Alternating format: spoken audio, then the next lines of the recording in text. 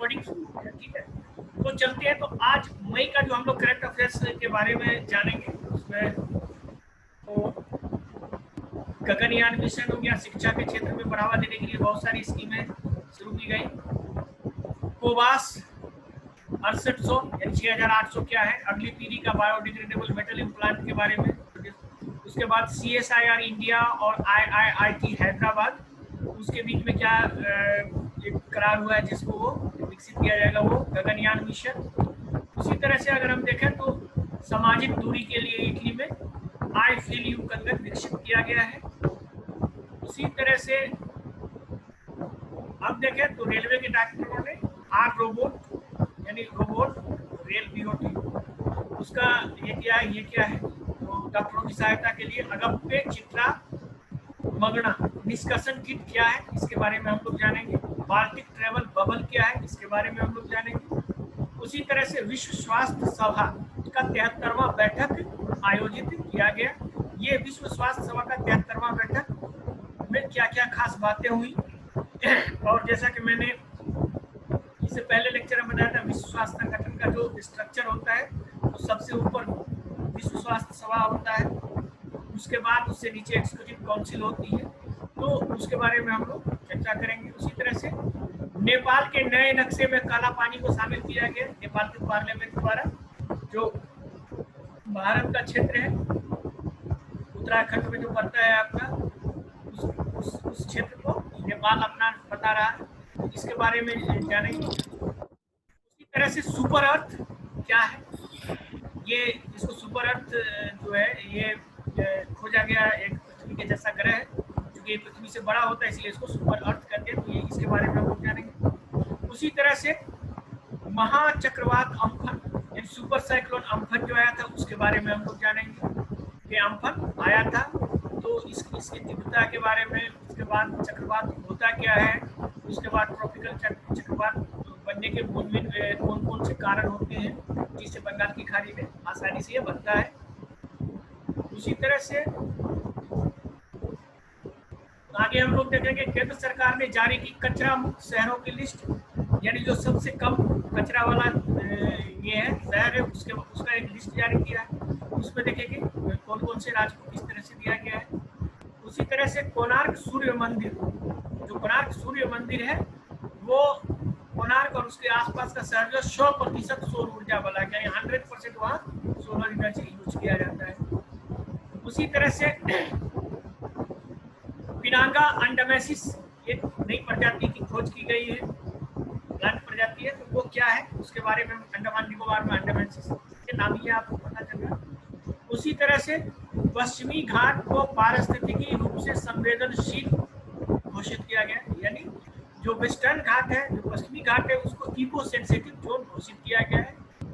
ये eco sensitive zone होता क्या है, इसके बारे में भी जानेंगे हम लोग। उसी तरह से जैव विविधता के लिए अंतर्राष्ट्रीय दिवस यानी बायोडायवर्सिटी के लिए इंटरनेशनल डे फॉर बायोडायवर्सिटी, उसके लिए कि ये क्यों मनाते हैं, कब से मनाते हैं, इसकी महत्वता क्या है, ये सब। उसी तरह से 19वां है प्रकाश का अंतर्राष्ट्रीय दिवस, इंटरनेशनल डे ऑफ लाइट, यानी ये क्यों मनाते हैं, कब मनाते हैं, इसके पीछे मनाने का क्या कारण है, इन सब का हम लोग इसका विश्लेषण आज ये करेंगे।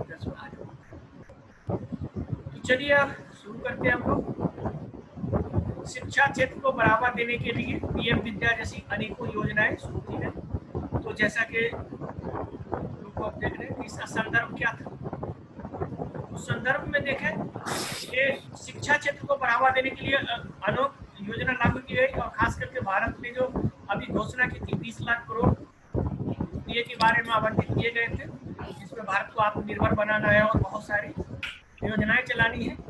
इनकी घोषणा के बाद वित्त मंत्री निर्मला सीतारामन ने ये आवंटित धनराशि को अनेक योजना बनाई, जिसमें विभाजित किया गया। ये कौन कौन सी योजना है, तो मुख्य बिंदु इसका हम लोग देख लें। तो शिक्षा के क्षेत्र में भारत निर्मल भारत अभियान के तहत कई योजनाएं लागू की जानी है अभी। उसी में ये योजनाएं शिक्षा क्षेत्र को बढ़ावा देगा, देश के छात्रों के समग्र विकास को बाहर लाने में मदद करेगी। जैसे कि बहुत सारे ऐसे एरिया में स्टूडेंट होते हैं खास करके अगर आप देखें तो नॉर्मल देखते हैं जब हम साउथ इंडिया और नॉर्थ इंडिया की बात करते हैं, तमिलनाडु की बात करें, केरल की बात करें, वहाँ आपको एजुकेशन ज़्यादा देखने को मिलता है, वहाँ के छात्र ज़्यादा अवेयर हैं। और ऐसा ऐसा क्यों होता है? क्योंकि वहाँ जो नॉर्थ इंडिया में बिहार, यूपी या उड़ीसा में, वहाँ उसकी उस तरह की पहुँच नहीं है, तो उसका विकास समग्र नहीं हो पा रहा।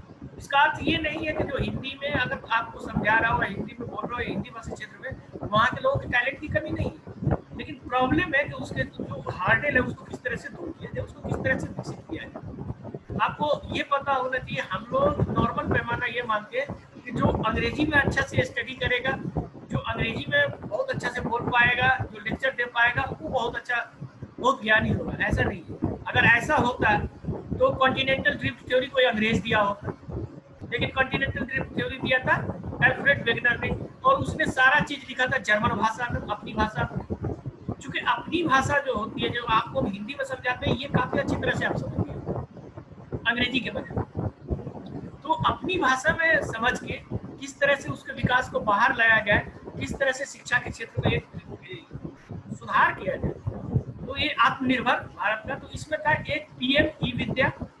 तो पीएम ई विद्या को लॉन्च किया जाना है, जो अभी है ऑनलाइन शिक्षा से संबंधित है, जिसमें सारा जो ऑनलाइन शिक्षा हो रहा है उसको किस तरह से इंटीग्रेट किया जा सके। इसमें one nation one digital platform एक बनाया गया है। One nation one digital platform आपको बनाया गया, ये वाला one nation one digital platform, और वन क्लास वन चैनल, ये दो प्रमुख पहल इसमें शामिल है। ये जो पीएम विद्या के साथ जो है, ये दो इसमें उसके आगे हम लोग देखते हैं। तो इसमें इन दोनों पहलुओं से ये सुनिश्चित होगा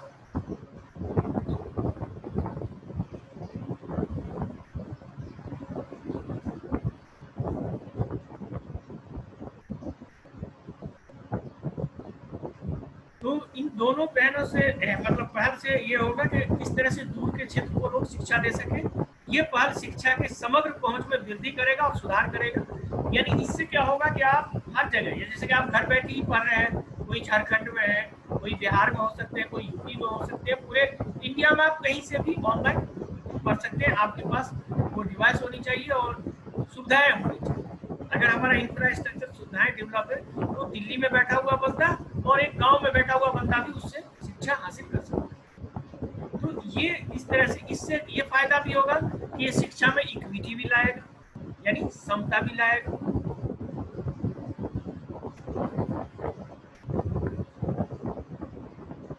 तो इसी के स्किप को आगे हम लोग देखते हैं कि इसमें और क्या है। तो one nation one digital for, एक राष्ट्र एक डिजिटल मंच के बारे में थोड़ा सा जान लें हम लोग। जैसे बताया कि उसके दो कंपोनेंट। तो one nation one digital platform में दीक्षा शामिल होगा। मतलब एक दीक्षा है, यह अब देश के प्रमुख डिजिटल बुनियादी ढांचा बन जाएगा। और जो प्रमुख आप इसमें बेसिकली है कि स्कूली बच्चों को गुणवत्तापूर्ण सामग्री प्रदान की जाए। जो आप जो भी है, जैसे कि सपोज कीजिए आप अगर एक गांव में बच्चे को आप देखते पढ़ते हो, और बहुत सारे आप लोग के मोबाइल पे भी वीडियो वायरल हुआ हो कि ऐसे टीचर आते हैं गांव वगैरह में, और ऐसे प्राइमरी में या अपर प्राइमरी में या इवन हाई स्कूल तक के टीचर ऐसे गांव में बिहार में और यूपी में देखेंगे कि जिनको बेसिक नॉलेज नहीं होता है उस सब्जेक्ट का। यानी उनसे पूछा जाए कि भारत का राष्ट्रपति कौन है, तो बोलेंगे प्रधानमंत्री मोदी जी। उनको ये नहीं पता कि राष्ट्रपति कौन है। और इस तरह से बहुत सारे सवाल हैं। तो उस तरह से चूंकि क्वालिटी एजुकेशन नहीं मिलेगा, जब आप टीचर ही अच्छी नहीं पढ़ाएंगे तो फिर आप आगे कैसे। तो ऑनलाइन का फायदा ये होगा कि जो विशेषज्ञ पटना में होंगे, दिल्ली में होंगे या बड़े बड़े शहरों में होंगे, उनसे डायरेक्ट उसको कनेक्ट होगा और वो अपनी ज्ञान मतलब आसानी से बांट सकेंगे और गुणवत्तापूर्ण सामग्री प्रदान कर सकेंगे, चाहे वो डिजिटल फॉर्म में किसी भी तरह से। उसी तरह से वन क्लास वन चैनल, तो जो बताया था component, one class one channel ये है कि वन क्लास वन चैनल पर कक्षा 1 से 12 तक की सभी कक्षाओं के लिए बनाया गया, जिसमें गुणवत्तापूर्ण शिक्षण सामग्री प्रदान की जाए। यानी जिस तरह से एनसीईआरटी का हम लोग मानते हैं कि ये बेसिक है, तो उसमें गुणवत्तापूर्ण है। उसको रिसर्च करके बनाया जाता है। ऐसा नहीं कि हम सीधा लिया और कर दिया। तो इसमें जो होगा स्वयं ऑनलाइन पाठ्यक्रम होगा, अलग अलग विकलांग लोगों के लिए अध्ययन सामग्री होगी, जो डिसेबल्ड पर्सन है, बहुत सारे जैसे कि हम लोग जानते हैं जो विजुअली इम्पेयर है, जो देख नहीं सकते हैं सिर्फ सुन सकते हैं, तो उसके लिए ऑडियो सामग्री दी जाएगी। उसी तरह आप देखेंगे कि जो डेजी एक प्रोग्राम चलाया है, Daisy digital accessible information system, Daisy कहा जाता है, जो जो है सो मतलब एसेसेबल आसानी से करेगा। इसमें तकरीबन अगर इस तरह से ऑनलाइन जुड़ेंगे तो इसमें तो तकरीबन हम भारत में देखें तो तकरीबन 25 करोड़ से अधिक बच्चे को लाभ मिलेगा। तो ये आपको 1 क्लास 1 चैनल। उसी तरह इसके आगे थोड़ा सा और बचा है, उच्च शिक्षा के क्षेत्र में क्या किया जाएगा, इसमें जो पीएम ई विद्या स्कीम है इसके बारे में। तो उच्च शिक्षा क्षेत्र में ई लर्निंग का विस्तार किया जाएगा, जो इलेक्ट्रॉनिक लर्निंग जैसे कि क्या जाता है, देश के शीर्ष 100 विश्वविद्यालय में इस तरह का ई लर्निंग का पाठ्यक्रम शुरू किया जाएगा, जिसमें पारंपरिक विद्यालयों में ऑनलाइन का घटक 20% से बढ़ाकर 40%, यानी जो ट्रेडिशनल विश्वविद्यालय में लेक्चर होता है क्लास में जाके, उसमें अभी तक जो हो रहा था ऑनलाइन वो 20% होता है, 80% हम क्लास में करते थे, उसको बढ़ाते हुए 40% किया गया है। यह विभिन्न कॉलेजों विश्वविद्यालयों के लगभग, अगर कॉलेज का हो तो स्कूल का 25 करोड़ था, कॉलेज और यूनिवर्सिटीज के छात्रों को देखें पूरे भारत में यदि, तो ये 7 करोड़ से अधिक छात्रों को इससे आपको लाभ। ठीक है, तो ये आपका जो शिक्षा के क्षेत्र में बढ़ावा देने के लिए ये स्कीम लागू की जा रही है। चूंकि जैसा कि अभी माहौल देख रहे हैं, अभी तक कोई भी वैक्सीन कोविड का नहीं मिला है, अभी भी फिजिकल डिस्टेंसिंग हम लोग बना के रखते हैं। अगर सपोज कीजिए शुरू भी होगा तो बहुत कम पैमाने पे होगा, जहाँ जिस क्लास में 100 बच्चे बैठते थे यूनिवर्सिटी में या 50 बच्चे बैठते थे, वहाँ सिर्फ 10 या 15 बच्चे को बैठने का होगा, क्योंकि सोशल डिस्टेंसिंग मेंटेन करना होगा, सारे नॉर्म फॉलो करने होंगे।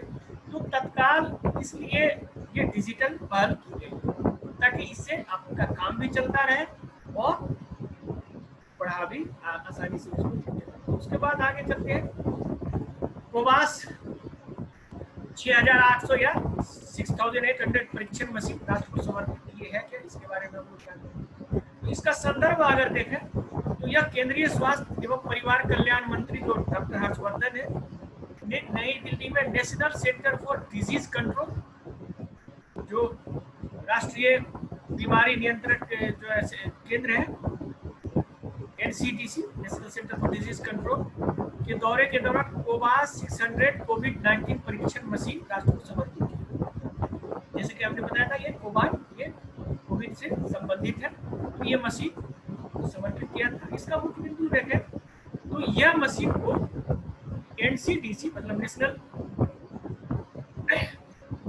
जो है सो NCDC में रखा गया है, क्योंकि इसमें परीक्षण national centre for disease control है, NCDC का फुल में रखा गया है, क्योंकि इसमें परीक्षण के लिए न्यूनतम BSL-2+ यानी बायोसेफ्टी लेवल 2+ सम्मिलित स्तर की आवश्यकता होती है, जो और इसे किसी भी सुविधा पर नहीं रखा जा सकता। मतलब इसमें क्या होता है, इस मशीन में BSL-2 बायोसेफ्टी लेवल 2 का लेवल होता है। मतलब खास करके ये मशीन ये होगा कि जो आपने न्यूज में भी देखा होगा कि जब इसमें सबसे ज्यादा जो प्रभावित होता है कोविड में जो स्वास्थ्य कर्मी है, तो उसमें उसकी सेफ्टी लेवल होती है, तो वही सेफ्टी लेवल जो है बायोसेफ्टी लेवल इसमें 2 स्तर की आवश्यकता है। और इसे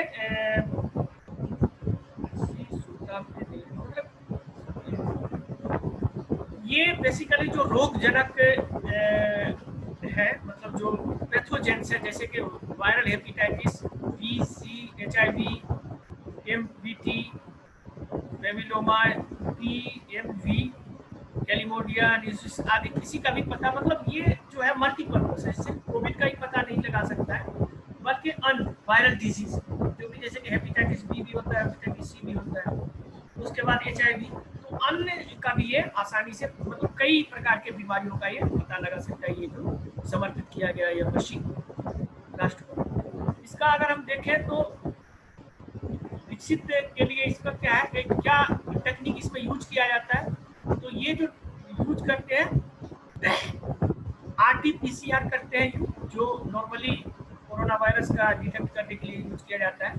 RT-PCR का फुल फॉर्म होता है reverse transcription polymerase chain reaction, जो इसके अंदर जो होता है रिवर्स ट्रांसक्रिप्शन। इसके अंदर टेस्ट करने के लिए एक पूरी तरह से ये जो है क्या है, पूरी तरह से ऑटोमेटिक है, इसमें अब आदमी की जरूरत नहीं है वहां जाके करने का, और हाई एंड मशीन है। मशीन उच्च मात्रा और गुणवत्ता में परीक्षण देगी, यानी कि एक तो ज्यादा मतलब क्वांटिटी भी ले सकता है और इसकी गुणवत्ता भी, क्वालिटी भी बहुत अच्छी होगी, और ये आपको 24 घंटे के अंदर 1200 नमूनों को वो जांच कर सकता है। यानी इस तरह से चूंकि वर्ल्ड हेल्थ ऑर्गेनाइजेशन की एक बात थी कि अगर आपको कोविड से लड़ना है या कोविड से बचना है तो इसमें जितना ज़्यादा से ज़्यादा आप टेस्ट करें, जितना ज़्यादा आप टेस्ट करेंगे उतना ज़्यादा आप कोविड को हरा पाएंगे, उतना ज़्यादा उससे। तो बहुत सारे जो देश का एग्जाम्पल आया है वो यही आया है कि उसने टेस्ट किया, टेस्ट करने के बाद उसमें एक्शन लिया और उससे वहाँ से नियंत्रण पा गया। उसी तरह से इस मशीन को रोबोटिक्स के साथ सक्षम किया गया, जिसे हमने बताया कि स्वचालित है, रोबोटिक्स के साथ इसको सक्षम किया जाता है, जो स्वास्थ्य सेवा के पेशेवरों द्वारा संदूषण की, मतलब कि इससे ये होगा कि जो स्वास्थ्य सेवा में जुड़े हुए कर्मी है वो इन्फेक्ट नहीं होगा, ठीक है, उसके रिस्क को कम करेगा, यानी जोखिम को कम करेगा, क्योंकि इसमें बहुत ही कम ह्यूमन इंटरफेरेंस होगा। ये पूरी तरह से रोबोटिक्स होगा, ऑटोमेटिक होगा और दूर से ही संचालित होगा, चाहे मोबाइल से या फिर रिमोट से संचालित हो गया। तो अब ये जो तैयार किया है राष्ट्रीय रोग नियंत्रण के, जैसे कि national control of disease centre, तो ये है क्या, इसकी स्थापना कब की गई थी, तो इसकी स्थापना राष्ट्रीय रोग नियंत्रण केंद्र पहले संचारी रोग जो कम्युनिकेबल डिजीज होता है, जैसे कि हम लोग टीवी के बारे में जानते हैं, तो इस ये स्वास्थ्य डायरेक्टरेट ऑफ स्वास्थ्य निदेशालय के अधीन किया गया है, स्वास्थ्य और परिवार कल्याण मंत्रालय के अधीन।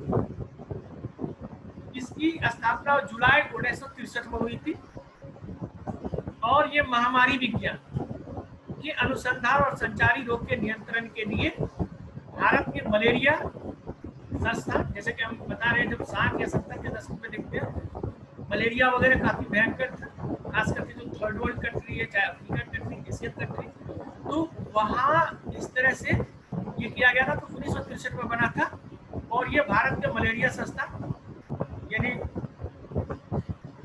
Malaria institute of India MII की गतिविधियों के लिए स्थापित किया गया था। तो चूंकि मलेरिया भी मच्छर से फैलता था, उसको इस तरह से रोका जाए, कैसे कंट्रोल किया जाए, उसके लिए इसकी स्थापना। तो अब हम देखेंगे कि एक दूसरा और है कि अगली पीढ़ी के लिए बायोडिग्रेडेबल मेटल इम्प्लांट ARC के वैज्ञानिकों ने विकसित किया। ये क्या, तो इसका भी संदर्भ हम लोग देख लें, फिर इसके बाद इस पर हम लोग चर्चा करते हैं विस्तार से। तो संदर्भ यदि हम देखते हैं तो ये Shri Chitra Tirunelveli institute of medical sciences SCTI-MST के साथ पाउडर एवं धातु विज्ञान और नई सामग्री के लिए उन्नत अनुसंधान केंद्र, जिसको ARCI कहते हैं, यानी एडवांस रिसर्च सेंटर,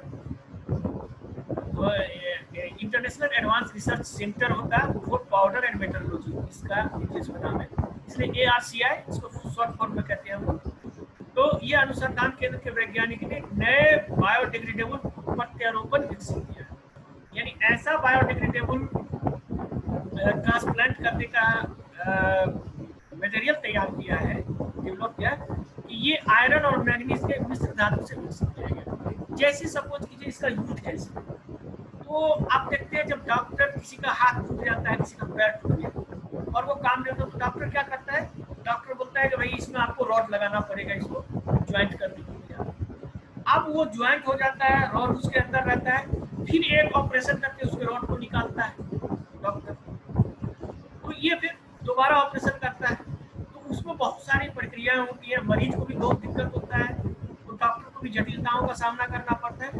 अब ये आयरन और मैग्नीज मिश्र धातु से जो विकसित किया गया है, तो ये जब किसी इस तरह के अगर ट्रांसप्लांट किया जाएगा उसके अंदर, हाथ अगर टूट गया, पाँव टूट गया, उसके अंदर अगर ट्रांसप्लांट किया जाता है, तो ये क्या होगा, ये बायोडिग्रेडेबल हो जाएगा। यानी आयरन और मैग्नीज बायोलॉजिकली उसी के अंदर डिग्रेड हो जाएगा और 1-2 साल के अंदर वो पूरी तरह से आपके बॉडी में ही वो समाहित हो जाएगा, वो आयरन रहेगा ही नहीं, समाप्त हो जाएगा और आपको निकालने की भी जरूरत नहीं पड़ेगी और आप एकदम नेचुरली।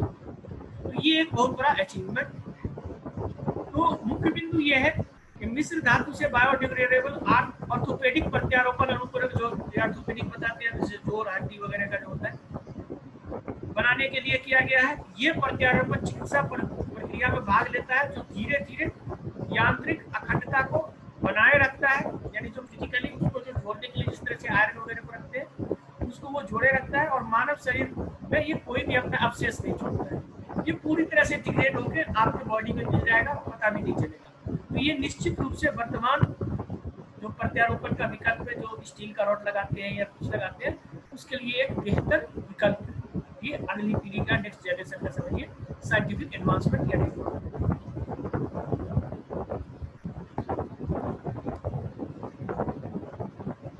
तो इसमें वही बताया कि जिसका डिग्रेडेशन जो होता है, मतलब गिरावट की प्रक्रिया के दौरान इस पर कैल्शियम फॉस्फेट जमा होने लगते हैं और ये स्थानीय क्षारीकरण के कारण होता है। मतलब जो वहाँ जमा है, जिस तरह के मेटल होते हैं, और कैल्शियम फास्फेट पे भी वो संतृप्त हो जाता है और यह उन कोशिकाओं को और ऊतकों को बनाने के लिए, मतलब उससे वो कोशिका और सेल बन जाता है, इससे वो बनाने का अनुमति, मतलब उसको वो आराम से वो काम करने देता है, जिससे वो आराम से आपके बॉडी के अंदर में ही डिग्रेड हो जाए और तरह से बन जाए। इस तरह का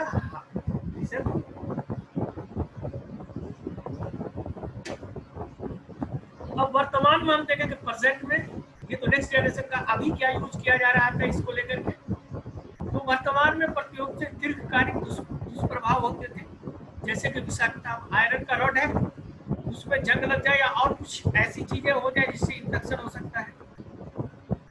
उसके बाद पुरानी सूजन, असरात, मतलब कई प्रकार के उससे इन्फेक्शन होने के भी डर था।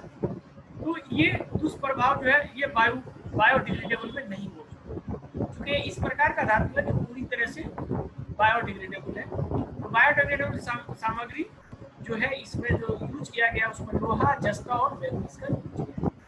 आप जानते ही हैं कि जो हमारा बॉडी है उसमें भी आयरन है और जस्ता है, तो इसको इस प्रकार से मिक्स किया गया है तो आराम से वहाँ अपना डिग्रेड हो जाए। ये दूसरा। तीसरा है हमारा CSIR, इंटेल इंडिया और IIT हैदराबाद।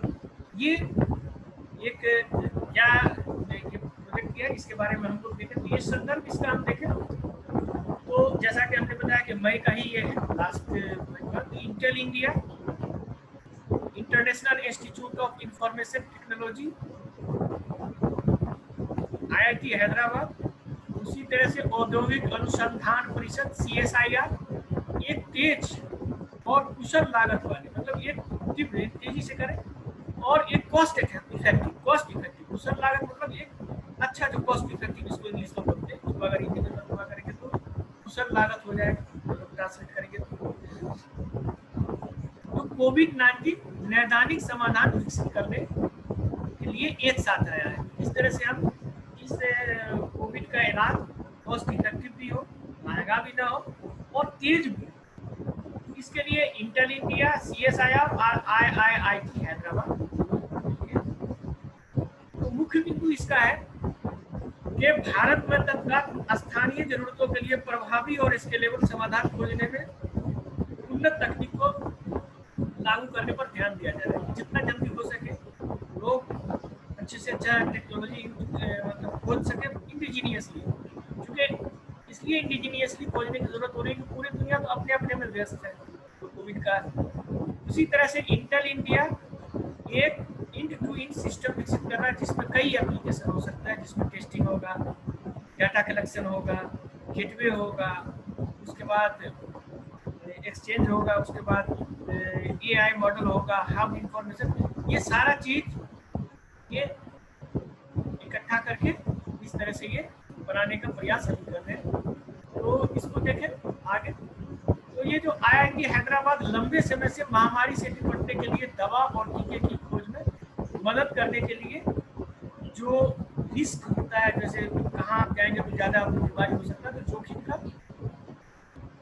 स्तरीकरण, उसको स्ट्रेटिफिकेशन किस लेवल पे कितना जोखिम है, उसका एक एल्गोरिदम विकसित करेगा जिससे आप कंप्यूटर मॉडल तैयार कर सकेंगे और जिससे पता कर सकेंगे किस तरह से आसानी से इसको। उसी तरह से CSIR का काम है कि कोविड से निपटने के लिए समाधान और रणनीतियां विकसित करने के लिए इंटेल इंडिया यानी CSIR क्या करेगा कि उसका किस तरह से समाधान किया जा सके, कैसी स्ट्रेटेजी बनाई जा सके, इसके लिए वो इंटेल और IIT हैदराबाद के साथ सहयोग करेगा। तो CSIR का जो अन्य उसका हम देखेंगे जो प्रयोगशालाएं हैं जिससे वो इंटीग्रेट कर सकता है, जिसमें genome and integrative biology, centre for cellular and molecular biology, microbial biotechnology institute और अन्य व्यापक संस्था जो है इसके लिए अभी कार्य कर रहा है। तो ये अभी पूरी खोज करे, ऐसा हम लोग आशा कर सकते हैं, जिससे जो हमारे दिन भर दिन की कोविड है या ये बीमारी समाप्त हो। तो ये सारी संस्थाएं एक साथ आई है। ये अब गगनयान मिशन, गगनयान मिशन के बारे में हम देखें तो जैसा कि जानते हैं कि इस गगनयान मिशन का ज़्यादातर जो पार्ट है इंडिया, ये भारत, हम लोग ये कोशिश कर रहे हैं कि ज़्यादा से ज़्यादा हम लोग इंडिजीनियसली करें, यानी हम अपने देश में ही हर चीज़ का निर्माण करने का प्रयास करें ताकि वो एक अच्छा भी हो और फिर बाद में हम आत्मनिर्भर भी इस पर बन सकें। तो जैसा कि मैंने बताया अभी तक कि स्पेस में मिशन आदमी को जाना या स्पेस टेक्नोलॉजी इंडिया में इतना डेवलप करने की क्या जरूरत है? वो ज़रूरत इसलिए है क्योंकि अगर वैश्विक स्पेस मार्केट में देखेंगे तो अमेरिका जो ESA है यानी यूरोपियन जो स्पेस एजेंसी है, उसी तरह से रूस का या फिर चाइना का, तो अगर आप देखें तो जो भी अमेरिका है या रूस है उससे कई गुना सस्ता अपने लोग के यहाँ कटेगा। इसीलिए वैश्विक स्तर पे इंडिया का जो सेटेलाइट भेजा जाता है तो कई देश इसका यूज करते हैं। तो ये एक बहुत बड़ा मार्केट के रूप में भी इंडिया इसको देख रहा है कि अगर हम अपने यात्री को स्पेस में भेज पाए अपने देश से, तो एक तो राष्ट्र गौरव की तो बात होती ही है कि हम भारत जो है तो चांद पे भी चले जाएंगे, मंगल पे भी चले जाएंगे, तो एक राष्ट्र गौरव है। दूसरा है कि जो हमारा व्यापारिक ये है कि उससे हमारी इकोनॉमी भी पुष्ट होगी, आगे होगी। तो इसमें टोटल जो है तो इसमें भारतीय स्टार्टअप वो भारतीय अंतरिक्ष अनुसंधान संगठन इसरो गगनयान मिशन के भारत में कम से कम 17 तकनीकों की पहचान की है जो भारतीय स्टार्टअप को दिया जाएगा 7 टेक्नोलॉजी 70। इसमें मुख्य बिंदु ये है कि पहचान की गई प्रौद्योगिकी में अंतरिक्ष यात्रियों के लिए भोजन, दवा, जो उसका लाइफ सपोर्ट सिस्टम होता है, जीवन समर्थन प्रणाली, उसको अगर हिंदी में हम लोग कहें तो लाइफ सपोर्ट सिस्टम, इन्फ्लेटेबल आवास, किस तरह से वो जब स्पेस में जाता है तो आप देखेंगे तो इन्फ्लेटेबल आवास होता है, थर्मल संरक्षण प्रौद्योगिकी कि जैसे हम लोग जानते हैं तो जब हम लोग स्पेस टूर करते हैं या कोई भी टूरिस्ट स्पेस में जाता है, ठीक है, तो अगर स्पेस में कोई जाता है तो मुख्यतः ये होता है कि सबसे जो कठिन लेवल होता है स्पेस की, अगर हम बात करें तो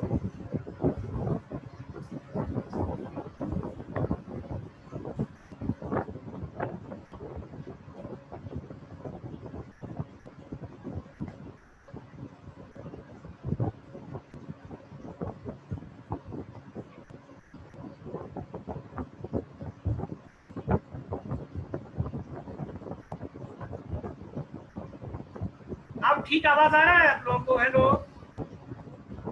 यस सर। ठीक है, तो चलिए इसमें बैकग्राउंड और आप लोग को हमने सबको म्यूट कर दिया है।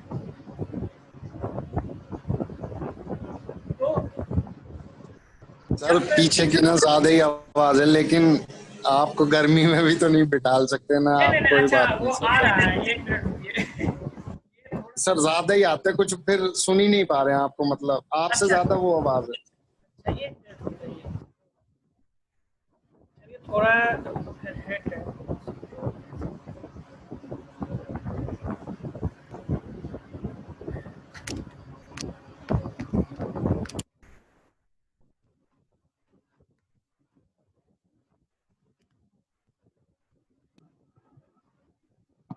अब आवाज आ रही है ठीक? Hello, yes sir, clear clear है। ठीक है। तो अब हम लोग बोलते हैं, वो कभी कभी नीचे वो खिसक जाता है तो फिर कूलर का आवाज जाता है। तो थर्मल जो होता है, जो संरक्षण प्रौद्योगिकियां जो हीट से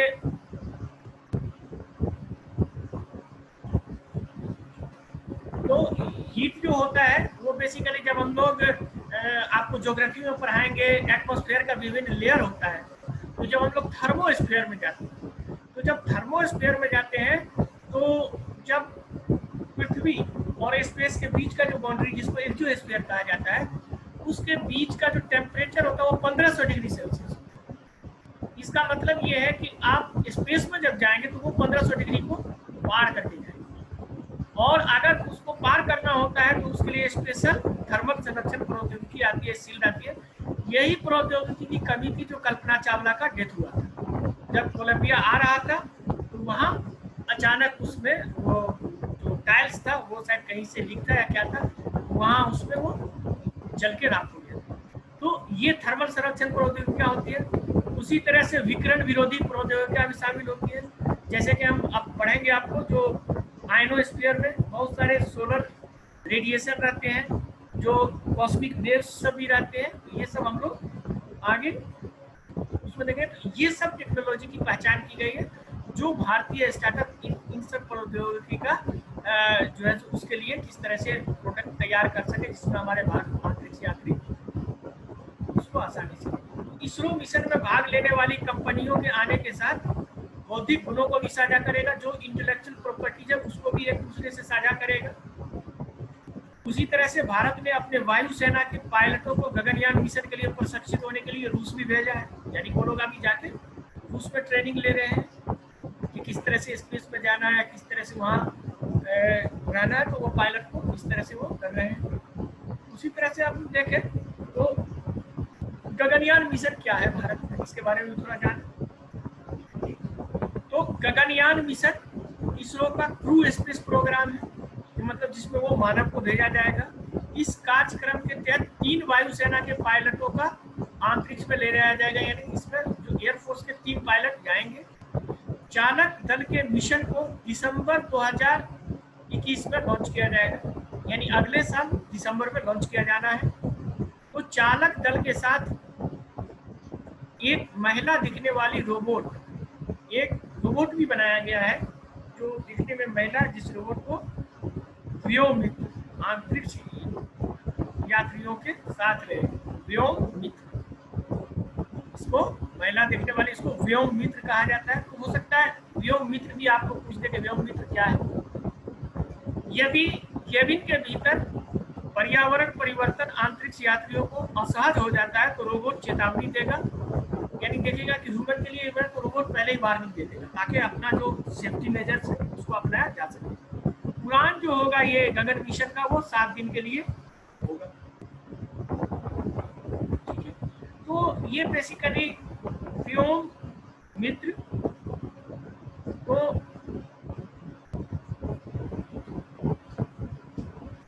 व्योम मित्र, व्योम यात्री, इस तरह से भारत ने अपने अंतरिक्ष यान के तहत ये व्योम मित्र रखा है नाम नॉर्मली अपने। तो कभी कभी आप देखते हैं कुछ चीज़ें अगर स्पेस के बारे में जानते हैं तो उसको कुछ इस तरह से आपसे पूछा भी जा सकता है, या कभी कभी अंतर करने के लिए भी आपको दे दिया जाएगा। तो सब नाम है अलग अलग, जैसे कि आपसे पूछा जाएगा कि what is difference between astronaut, cosmonaut and taikonaut. Astronaut, cosmonaut और थाइकोनॉट में क्या अंतर है, क्या आप बता सकते हैं? इस तरह से क्वेश्चन आपसे पूछा जा सकता है। तो आप बताइए, एस्ट्रोनॉट जो है नॉर्मली जो स्पेस में जाने वाला यूएस, या अभी तक हम लोग जो भेजते थे उसको एस्ट्रोनॉट कहते थे।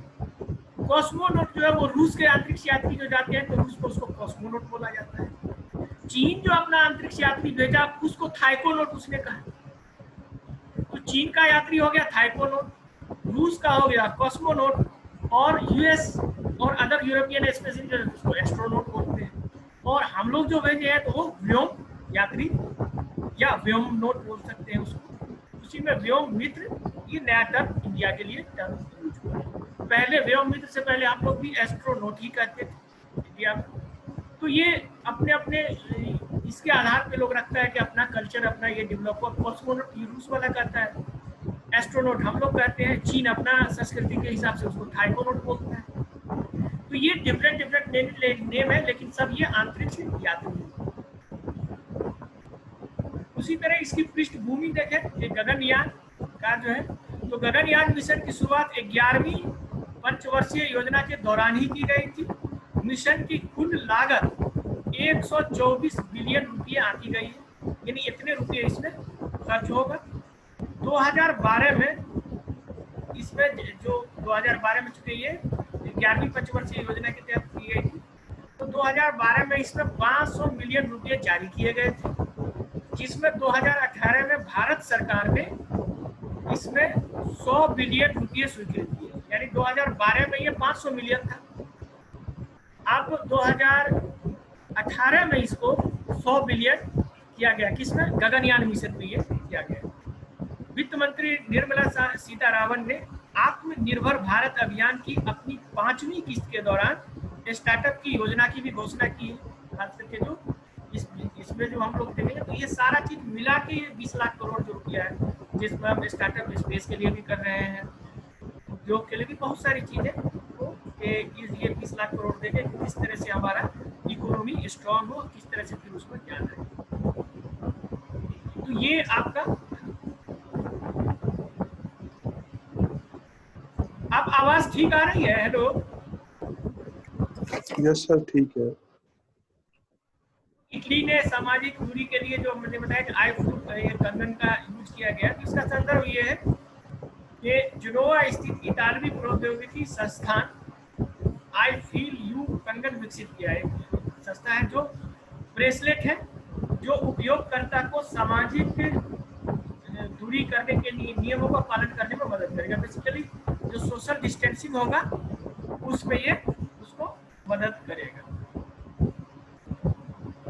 तो कंगन को कोरोना वायरस महामारी के खिलाफ लोगों की सुरक्षा के उपाय के रूप में विकसित किया गया है, हम जान ही रहे कि कैसे। उसी तरह से ब्रेसलेट जो होता है एक एप्लीकेशन की तुलना में जो है सो सामाजिक दूरी अधिक सटीक तरीके से माप सकता है। एप्लीकेशन क्या होता है कि हम लोग एप्लीकेशन मोबाइल में इंस्टॉल करते हैं या कहीं भी इंस्टॉल करते हैं, फिर वो अगर ट्रैक करते हैं, जैसे कि अगर हम ले के आरोग्य सेतु की बात करते हैं तो आरोग्य सेतु में आपको ब्लूटूथ ऑन करना पड़ता है, फिर वाईफाई ऑन करना पड़ता है, फिर आपके लोकेशन को वो ट्रैक करता है। लोकेशन का ट्रैक सेटेलाइट के माध्यम से होता है।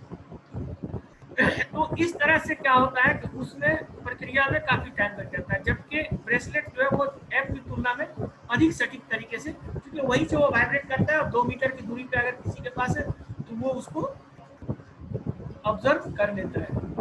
तो यह क्या है कि जियो लोकेशन ट्रैक नहीं करता है। एक खासियत ये भी है कि जैसे हमने बताया कि आपका लोकेशन नहीं ट्रैक कर रहा है, अगर लोकेशन ट्रैक करता है तो फिर आपकी प्राइवेसी पे भी हमला हो सकता है। आपकी प्राइवेसी आप देते हैं, यहाँ प्राइवेसी वाला झंझट भी नहीं है, तो गोपनीयता पर भी कम प्रभाव पड़ता है इस ब्रेसलेट से।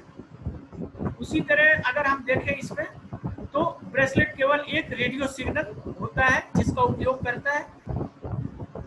यह ब्रेसलेट वाइब्रेट होने लगता है जैसे ही 2 मीटर से आप अंदर जाएंगे तो वो वाइब्रेट होने लगेगा। इसका मतलब है कि हमको दूरी बना के रखना है। तो अगर जैसे ही आपका कोई दूसरा 2 मीटर से करीब आएगा तो वो वाइब्रेट करने लगेगा, तो ये उपयोग करता है। उसी तरह से जल्द ही कुछ अन्य विशेषताएं, जैसे कि अगर आप किसी के टेम्परेचर का हो गया तो हम लोग जानते हैं जब नॉर्मल ये होता है तो थर्मल स्क्रीनिंग की बात की जाती है।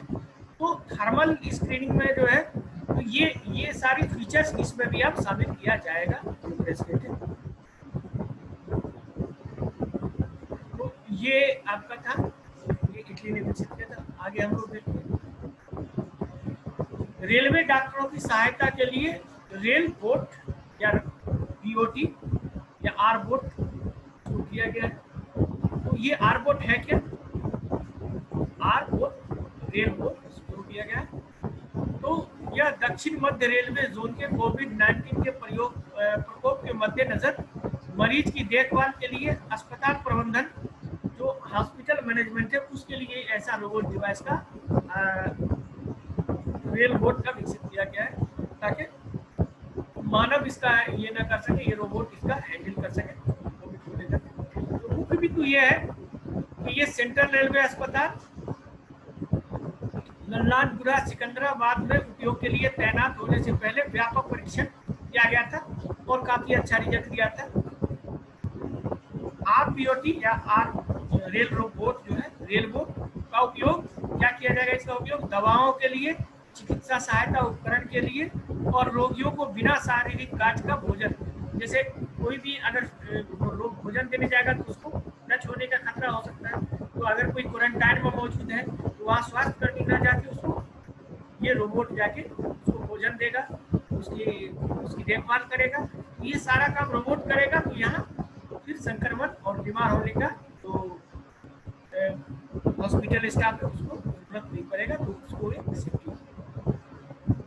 उसी तरह से देखेंगे तो डॉक्टरों, नर्सों, अन्य की सहायता के लिए और ये जो चिकित्सक कर्मचारी है वो भी उसको भी जब ये काम रोबोट करेगा तो वो इस जोखिम से बच जाएंगे, उसको भी रिस्क कम हो जाएगा। तो आरबोट जो है नवाचार, ये एक इनोवेटिव आइडिया के रूप में विकसित किया गया है जो एक अद्वितीय मतलब यूनिक टाइप का है, जो एक मोबाइल एप्लीकेशन के माध्यम से संचालित होता है। यानी जो इसका है ये उसको वाईफाई से कनेक्ट कर दिया गया है और वाईफाई से कनेक्ट करके दूर से ही उसको नियंत्रित किया जा रहा है कि पेशेंट को कब दवा देना है, कब उसको भोजन देना है, ये सारा चीज उसमें होगा और ऑटोमेटिकली वो चला जाएगा। तो रोबोट में एक खासियत ये भी है कि वो जब जाएगा तो थर्मल स्क्रीनिंग भी वो कर सकता है और ये भी पहचान सकता है कि कोई व्यक्ति मास्क पहना है या नहीं पहना, ये सारा आइडेंटिफाई वो कर पाता है। तो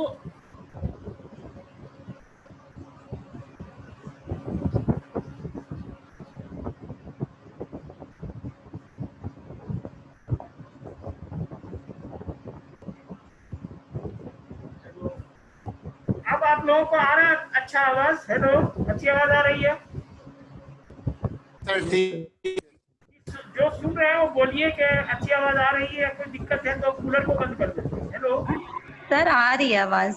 आ रही है? नहीं सर, ठीक है, पहले से ठीक है, ठीक है पहले से ठीक चलिए हम है। ऐसे ही करते हैं, इसको हाथ से पकड़ लेते हैं तो अच्छा रहेगा। ठीक है, चलिए इससे आपको आवाज क्लियर है। तो थर्मल स्क्रीनिंग की वजह से, और ये थर्मल स्क्रीनिंग भी ये कर सकता है, ये कई काम मल्टीटास्किंग आप रोबोट आप इसको कह सकते हैं। तो रोबोट जो है इसकी खासियत ये है कि ये जो चलता है 1 किलोमीटर प्रति घंटे की गति से चलेगा और इसमें जो मल्टीटास्किंग है, भोजन वगैरह, तो 80 किलोग्राम तक इसका ये वजन ले जा सकता है। और यह एक बार इसके बैटरी को अगर हम चार्ज कर देंगे, आर बोट की बैटरी को चार्ज करेंगे तो ये तकरीबन 6 घंटे तक चलेगा। तो ये उसमें भी सक्षम है, तो ये काफी अच्छा डिवाइस है कोविड से लड़ने के लिए और रेल के लिए। उसके बाद है जो अगला टॉपिक था हमारा अगप्पे चित्रा मग्ना निष्कर्षण की। ये क्या है? तो इसका संदर्भ अगर हम देखें तो Chitra Thiruvananthapuram institute for medical sciences and technology nano magnetic particle आधारित आरएनए निष्कर्षण किट बनाया है। यानी ये क्या है? मैग्नेटिक नैनो पार्टिकल, उसके आधारित एक किट है जिसमें गप्पे चित्रा अंगना नाम दिया गया है इसका, क्योंकि वो साउथ इंडियन का है जो डिस्कवर किया है, तो उन्होंने अपने नाम पे दिया है अगप्पे चित्रा मग्ना नाम दिया है इसका। तो इस किट को नेशनल इंस्टीट्यूट ऑफ वायरोलॉजी जो NIV पुणे है उसके द्वारा इसकी मान्यता दी गई है।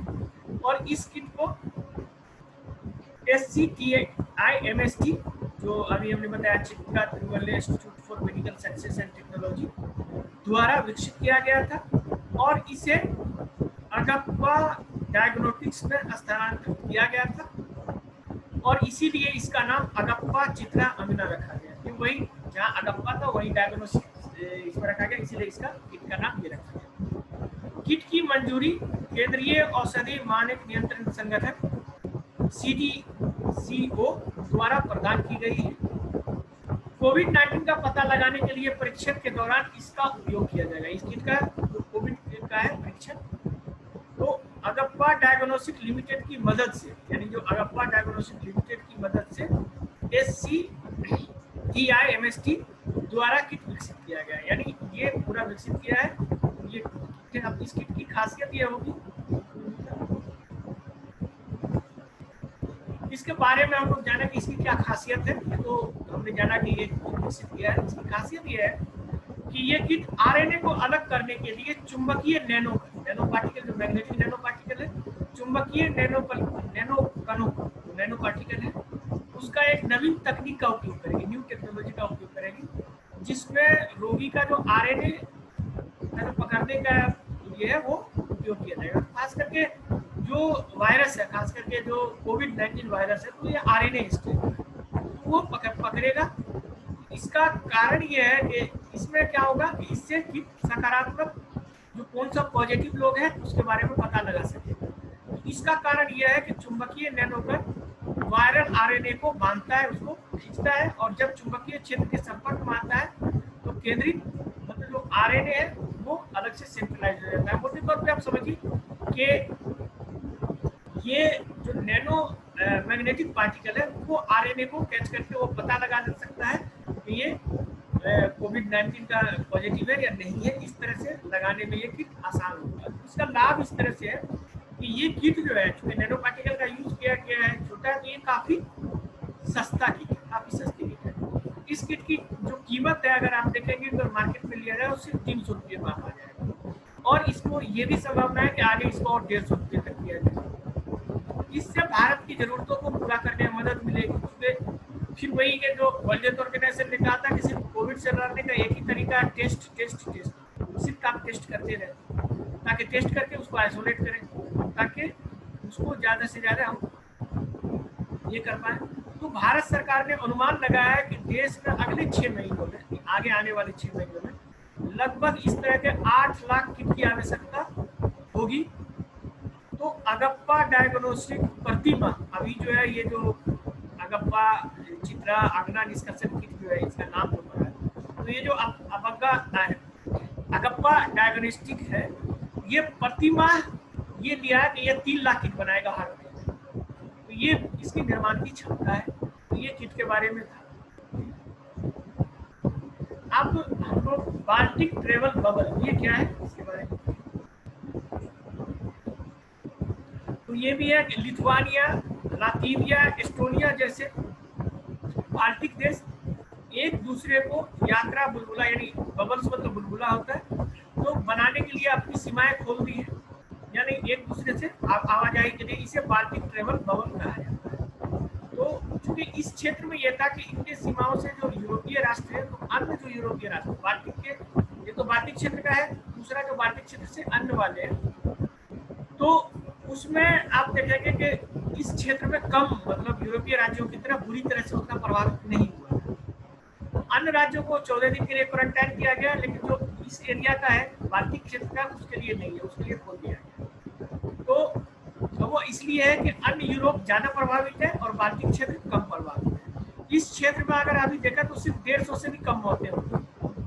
और बाल्टिक ट्रेवल बबल में शामिल होने के लिए फिनलैंड और पोलैंड को भी इनवाइट किया गया है कि आप भी इसमें आ सकते हैं ट्रेवल बबल में, यानी जहां जहां लगभग नगण्य या नहीं कोविड का मामला है उस क्षेत्र को शामिल किया गया। तो ट्रेवल बबल है क्या, इसको क्यों नाम दिया गया ट्रेवल बबल? तो ट्रेवल बबल शब्द अप्रैल 2020 के महीने में अस्तित्व में आया था। ट्रेवल बबल एक स्ट्रेटेजी है, एक रणनीति है, जिसके तहत सरकारें दुनिया में सुरक्षित यात्रा क्षेत्रों से संबंधित यात्रा खोल देती है कि सुरक्षित। इसमें ऐसे क्षेत्र शामिल होंगे जहां वायरस का जोखिम सबसे कम हो। यह ऑस्ट्रेलिया, न्यूजीलैंड द्वारा शुरू किया गया था। इन देशों ने हाल ही में बीच में यात्रा बुलबुले पर विचार कर सहमति बनाई थी। तो देखिए, यात्रा बुलबुला कहने का यहाँ इनका ये तात्पर्य है, अगर आप देखें तो ये एरिया है, ये एरिया है, ये एरिया है, ये एरिया है, और कुछ एरिया ऐसा है कि यहाँ। तो इस एरिया में सिर्फ 2 केस आया है, या इस एरिया में सिर्फ 4 केस आया है, और ये बड़ा एरिया जैसे इंडिया हुआ, यूएस हुआ, या बड़े जिसमें ज़्यादा संख्या, तो उसको छोड़ के और ये सब लगभग निपट लिया है। तो ये लोग सोचते हैं कि हम जो अपना एक्टिविटीज़ है, इकोनॉमिक एक्टिविटीज़, उसको फिर अपना शुरू करें, चालू करें। तो उसके लिए ये एक समझिए एक क्षेत्र हो गया, तो इसको ये बुलबुला टाइप से दे दिया मैप, आप समझ लें। तो ये अब इसमें एक ये हो गया कि ये ट्रैवल बबल, ये बुलबुला एक साथ आ सकता है। तो वैसी तरह से आर्कटिक क्षेत्र में जो लगभग कम जैसे कि है, या फिर नीदरलैंड वगैरह में कम हुआ, न्यूजीलैंड काबू पा लिया गया, तो ये सब यात्रा बुलबुला टाइप से याद दीजिए, ट्रैवल बबल, ये सब ये गोल गोल क्षेत्र यहाँ जो है कम है, तो इस क्षेत्र वाले को हम अलाउ कर देंगे। तो इस तरह से इस प्रकार का ये कि ट्रैवल बबल ये कॉन्सेप्ट आया।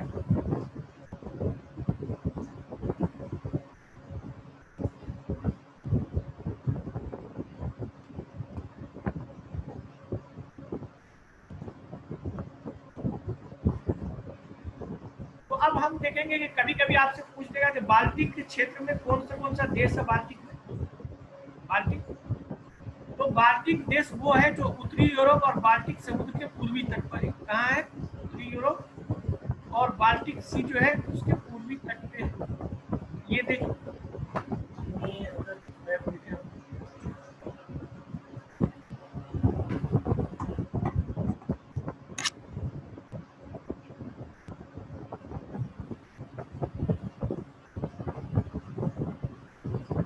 ये देखिए,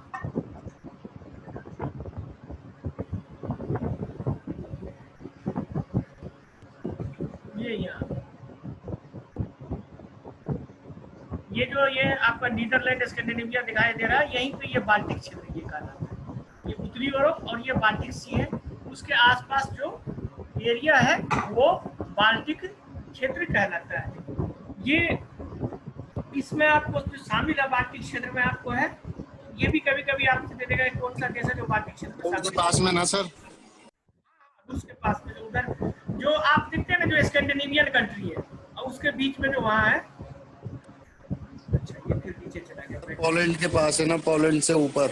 हाँ, ये आप स्वीडन, फिनलैंड, एस्टोनिया, ये सब एस्टोनिया, भारत, लिथुआनिया, लातविया, ये सब देख रहे हैं, एस्टोनिया, लिथुआनिया, लातविया, ये सब इसमें लिखा हुआ है। आप इसको स्क्रीनशॉट भी ले सकते हैं।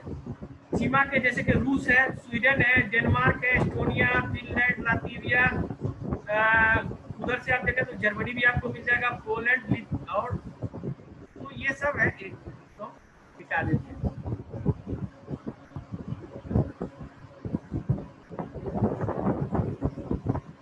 ये दिखाई दे रहा है आप लोगों को क्लियर? हेलो, यस सर, दिख रहा है। इसका स्क्रीनशॉट ले लीजिए, इसमें सारा बाल्टिक देश कौन सा है, ट्रैवल बबल क्या है, क्योंकि हम इसलिए इसमें कर दिए कि ये आसानी से आपको पीपीटी आसानी से पढ़ाने में भी आसानी होता है, और ये वर्ड फाइल की तरफ भागता नहीं है इधर। तो आगे चलते हैं। अब ये है विश्व स्वास्थ्य सभा का 73वां सत्र, ये शुरू हुआ था। आपको तो संदर्भ देखें तो मई में ही ये हुआ था, कोविड-19 महामारी पर विश्व स्वास्थ्य सभा, वर्ल्ड हेल्थ असेंबली, जो बताया था कि ये सर्वोच्च निकाय होता है वर्ल्ड हेल्थ ऑर्गेनाइजेशन का। उसका 73वां सत्र वीडियो कॉन्फ्रेंसिंग के माध्यम से आयोजित किया गया था। इसमें स्वास्थ्य सभा में मतलब 73वें में भारत के केंद्रीय मंत्री हर्षवर्धन तथा WHO के सभी सदस्य देशों के प्रतिनिधि मंडलों ने हिस्सा लिया था, ऑनलाइन लिया था इस मीटिंग में। इसका मुख्य बिंदु ये था कि सत्र के दौरान कोविड-19 के अलावा विश्व स्वास्थ्य संगठन ने ग्लोबल वैक्सीन प्लान जो अभी निपटाया किया जा रहा है, उसके अलावा जो ग्लोबल वैक्सीन प्लान क्या है, उसके अतिरिक्त पोलियो उन्मूलन और उपेक्षित उष्णकटिबंधीय रोगों से संबंधित मतलब संबंध पे भी चर्चा किया था। जो ट्रॉपिकल क्षेत्र में जो बीमारी है जैसे कि मलेरिया है और सारी जो बीमारियां हैं जो बेसिकली ट्रॉपिकल क्षेत्र में पाया जाता है, उन बीमारियों पे भी उन्होंने इसमें जिक्र किया था। तो लगभग इसमें 120 देशों ने मतलब ये बताया कि जो इसकी कोविड की उत्पत्ति हुई है तो चीन हुए थे और जांच कराने का भी समर्थन किया। अगर चीन से उत्पत्ति हुई है तो इसको किस तरह से जांच किया जाए कि इसके क्या कारण थे, या चीन इतना डिले क्यों किया, पूरी दुनिया में इस तरह से क्यों फैला, इसमें भी एक जांच करने का प्रस्ताव आया था। उसी तरह देखा तो भारत स्वास्थ्य सभा के कार्यकारी बोर्ड के अध्यक्ष के रूप में चुने जाने की उम्मीद है, और जापान था, अब आपको पता ही है कि भारत चुना गया है इसमें, और जो डॉक्टर हर्षवर्धन जो है वो कार्यकारी इसके एग्जीक्यूटिव बोर्ड के अध्यक्ष बन चुके हैं। आप लोग सुने होंगे न्यूज में। हेलो, तो वर्तमान में जो इसका एग्जीक्यूटिव बॉडी है उसके जो चेयरमैन है वो हमारे जो स्वास्थ्य मंत्री है हर्षवर्धन वो। तो इससे पहले क्या था, जापान के थे। तो अंतरराष्ट्रीय स्वास्थ्य विनिमय समिति जो सदस्य जो है विश्व संगठन फॉर एनिमल हेल्थ के साथ, और खाद्य एवं ये जो है जैसे अंतरराष्ट्रीय स्वास्थ्य विनिमय समिति जो इंटरनेशनल हेल्थ रेगुलेशन कमेटी जो होती है वो, उसी के साथ विश्व संगठन for animal health, world organisation for animal health और FAO यानी खाद्य एवं कृषि संगठन के साथ मिलकर सहमति व्यक्त की।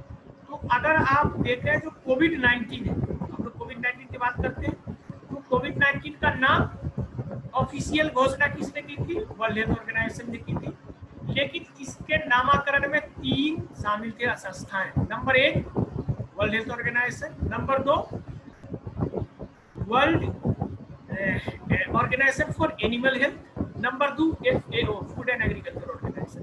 ये तीनों मिलकर इसका नाम कोविड-19 किया। उसमें विश्व स्वास्थ्य संगठन, उसके बाद विश्व संगठन फॉर एनिमल हेल्थ और खाद्य एवं कृषि संगठन, ये 3 मिलकर इसका नाम कोविड किया। घोषणा भले वर्ल्ड हेल्थ ऑर्गेनाइजेशन ने किया था, ऑफिशियल उसने किया था, लेकिन नामकरण में ये 3 लोग भी शामिल, ये 2 भी शामिल थे। मतलब ये अगर 2 चॉइस है कि सिर्फ, और ये निम्नलिखित कथनों पे विचार करें, विश्व स्वास्थ्य संगठन, विश्व संगठन फॉर एनिमल हेल्थ, या जो एनिमल हेल्थ है, तीसरा में रहेगा खाद्य एवं कृषि संगठन। उपयुक्त में से कोविड-19 के नामकरण में शामिल था 1, 2, 3 सब होगा उसके साथ। इस तरह से आपका क्वेश्चन। उसी तरह समिति जो है संभावित मेजबान का पता लगाने के लिए वायरस के जो बेसिकली यहाँ मेजबान इस तरह से समझा गया कि जैसे कि अगर हम देखें कि जो कोविड फैला है, इससे पहले सार्स फैला था, मर्स फैला था, जिसके बारे में हम इससे पहले भी आपसे जिक्र कर चुके थे। तो जो मर्स था वो आपका मिडिल ईस्ट रिस्पायरेटरी सिंड्रोम वाला, तो वो ऊंट से हुआ था। जो सार्स था वो आपको इससे पहले जो ये हुआ था तो वो सिविक नाम का एक जानवर था, उससे फैला था। तो उसको जो जानवर था उसको होस्ट कहा जाता था, इस होस्ट से आया। तो यहाँ इन्होंने मेजबान ट्रांसलेशन हो गया है, तो मेजबान मतलब होस्ट समझिए। तो अभी तक कोविड का कोई होस्ट का पता नहीं चला है वायरस का संचरण में। तो जब तक होस्ट का पता नहीं चलता तो फिर उसका जो मार्ग बनाना भी बहुत मुश्किल हो जाता है। तो समिति ऐसे समाधानों का तलाश करेगी कि जिससे ये महामारी के प्रकोप को रोकने में मदद मिले। कि कौन होस्ट था, क्या था, नहीं था, इसका अभी पता लगे। उसी तरह से विश्व स्वास्थ्य सभा के बारे में हम लोग जाने तो विश्व स्वास्थ्य सभा वर्ल्ड हेल्थ ऑर्गेनाइजेशन में निर्णय लेने वाली संस्था है, सर्वोच्च संस्था कह सकते हैं इसको। तो विश्व स्वास्थ्य सभा जो है संगठन की नीतियों को निर्धारित करता है। महानिदेशक जो उसका डायरेक्टर जनरल होते हैं, उनकी नियुक्ति, वित्तीय नीतियों की निगरानी और प्रस्तावित कार्यक्रम, बजट की समीक्षा और अनुमोदन के लिए जिम्मेदार है। यानी ये सबसे पावरफुल आप समझे वर्ल्ड हेल्थ ऑर्गेनाइजेशन के अंदर का ये सभा है। इसे प्रतिवर्ष जिनेवा स्विट्जरलैंड में आयोजित किया जाता है। यानी ये जिनेवा में हर वर्ष इसका आयोजित किया जाता है विश्व स्वास्थ्य सभा का। तो उसी का ये 73वां संशोधन मतलब सत्र था, तो हर वर्ष होता है। अब नेपाल वाला थोड़ा इंटरनेशनल इशू है, ये भी बहुत इम्पोर्टेंट है। नेपाल जो काला पानी वाला जो हिस्सा को अपने आप में शामिल किया है, जो भारत का क्षेत्र है, अभी भी भारत के ही अधीन है, भारत में है, ये भारत के मैप में भी है, लेकिन नेपाल इसको कहता है मेरा क्षेत्र है। तो उसने भी अपना पार्लियामेंट में एक नक्शा जारी करके उसको अपने क्षेत्र में तो मई 2020 को नेपाल ने एक नए नक्शे की मंजूरी दी जिसमें काला पानी, लिपुलेख या लिपुलेख कहते हैं, और लिपियाधुरा के क्षेत्र शामिल है। ये 3 क्षेत्र को शामिल किया गया है। हालांकि अगर हम देखें तो इन क्षेत्रों पर दावा किया गया है कि अक्टूबर 1900 और इसमें हम देखें तो भारत ने जो नक्शा बनाया था अक्टूबर में, जो नया नक्शा जिसमें आप देखेंगे जम्मू कश्मीर को जिस तरह से लद्दाख और जम्मू कश्मीर का केंद्र शासित प्रदेश का नया मैप जो आया था, तो ये अक्टूबर 2019 में जारी किया गया था। तो इसमें मानचित्र जारी किया था जिसमें लिपुलेख काला पानी की सीमा को शामिल था, वो भारत का है तो भारत में था वो। तो इसी तरह से अगर हम देखें इसका मुख्य बिंदु है कि मामला क्या है, ये नेपाल से जो इंडिया का मामला चल पूरा वो ऐसा उठा टूटे।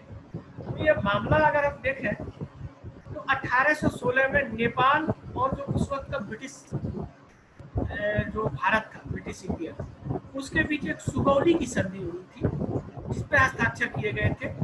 इसके तहत जो है काली नदी को नेपाल की पश्चिमी सीमा मान लिया गया था कि ये जो नेपाल इससे पश्चिम, उससे पूरब नेपाल है, उससे पश्चिम इंडिया या ब्रिटिश इंडिया है, तय किया गया था। भारत और नेपाल के बीच सीमा विवाद के कारण नदी के स्रोत का पता लगाने तथा यह मुद्दा उत्पन्न हुआ जब दोनों देश अपने अपने दावों का समर्थन कर रहा था। अब जानते हैं जब हम लोग सीमा विवाद की बात करें, जब हम लोग ज्योग्राफी में पढ़ेंगे कि सीमा विवाद होता क्या है, तो उसमें हम लोग देखते हैं कि जैसे बहुत सारे देश ऐसे होते हैं कि नदी को अपना सीमा बना लेता है कि ये नदी के उस पार आपका कंट्री, इधर से मेरा कंट्री। अब क्या हुआ, कालांतर में वो नदी अपना कोर्स बदल के काफी अंदर तक चला गया। तो जिस देश के काफी अंदर तक चला गया, तो जो जिस देश में ज्यादा जमीन हो गया तो वो देश कहने लगा कि भाई हमने तो नदी को सीमा माना था, तो इसका मतलब ये क्षेत्र हमारा हो गया। तो इस तरह से जो विवाद होने लगता है, तो इस प्रकार कई विवाद होता है। तो वही बात है, यहाँ क्या किया गया था, तो कौन सी नदी थी, काली नदी। तो काली नदी को सीमा बनाया गया था और इसी को लेकर के अपने अपने दावे प्रस्तुत किए। सर गहरी हुई है वो हमारी तरफ गहरी हुई है या नेपाल की तरफ, ये और बता दीजिए। ये असल जो अभी इसका स्रोत का पता असल था कि अभी तक इसका स्रोत, तो बहुत सारी ऐसी नदियां हैं जो आप देखेंगे हाई हिमालयाज में है। तो अब बहुत सारे चीज, चूंकि अब हम सैटेलाइट से देख सकते हैं ऊपर से, पहले तो नहीं देखते थे कहाँ से आ रही है, नीचे से देखते थे। तो अब जब सैटेलाइट से पता चलता है तो पता चलता है कि ये यहाँ से है और इस नदी को हम स्रोत माने थे। तो डेफिनेटली अगर हम देखें तो इसमें नेपाल इंडिया का जो है वो इंडिया का क्षेत्र है, वो नदी का उतना कोर्स नहीं हुआ है। लेकिन कुछ चीजें ऐसी हैं जो अभी इसी साल 2019 के लास्ट में बहुत सारी ऐसी न्यूज़ें आई हैं कि जैसे कि जिसको हम अभी ब्रह्मपुत्र की ओरिजिन स्थल जहाँ हम समझ रहे हैं वहाँ वो नहीं है, उससे अलग है, उससे करीब 100 किलोमीटर से भी ज़्यादा अलग, जो नया सेटेलाइट से मैप किया है। तो ये सब हम लोग डे टू डे जो करंट अफेयर्स है उसको अपडेट होता है। और जैसा कि पुराना न्यूज में पढ़ेंगे तो उसमें वहाँ से अलग से होता है।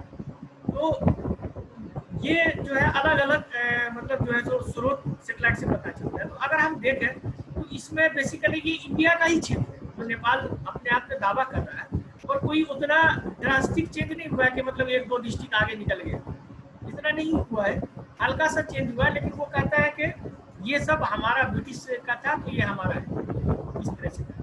तो अगर आप देखें इसको तो ये देखिए, तो भारत का दावा है कि उत्तराखंड के पिथौरागढ़ जिला में जो अभी सड़क का उद्घाटन हुआ था इस एरिया में, तो भारत के अनुसार सुगौली की संधि के तहत लिम्पियाधुरा काली नदी के उत्पत्ति बिंदु है। तो लिम्पियाधुरा वहाँ से काली नदी की उत्पत्ति हुई है, तो इसका मतलब है वो वहाँ से उत्पत्ति होकर ईस्ट की तरफ जा रहा है। तो ये वेस्ट का जितना भी पार्ट है वो इंडिया का पार्ट है। तो यह बिंदु जहाँ से है, जैसे मतलब जहाँ ओरिजिन हुआ वहीं से नेपाल की सीमा शुरू हुई। तो अब काली नदी के बारे में हम जान लें तो काली नदी का उद्गम स्थल जो है शिवालिक पर्वतमाला में है, जो हिमालय के 3 श्रेणियों में विभाजित है। जैसे कि हम आपको अब आगे जो पढ़ाएंगे इंडियन ज्योग्राफी में ये हम लोग पढ़ेंगे, तो भारत का फिजिकल फीचर जब हम लोग पढ़ेंगे तो जब हम बांटते हैं हिमालय को तो 3 भागों में बांटते हैं, हिमाद्री, हिमाचल और शिवालिक। हिमाद्री सबसे ऊंचा, ठीक है, और हिमाचल मिडिल रेंज का है, और शिवालिक जो सबसे निम्न। फिर इसके एज भी अलग अलग है, एज भी इसका डिफरेंट है। इसके बनने की प्रक्रिया वही है, कैथोलिक है, गोदान पर्वत।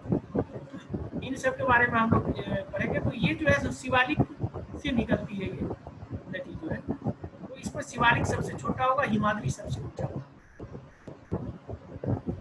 तो अगर हम देखें तो ये है मैप, ये नेपाल है, और ये है आपको लिपुलेख पास, यहाँ से मिल रहा है, और ये है काला पानी, और काला पानी लिपुलेख लिम्पिया मुद्रा जो डिस्प्यूटेड एरिया है, और लिम्पिया तुरा।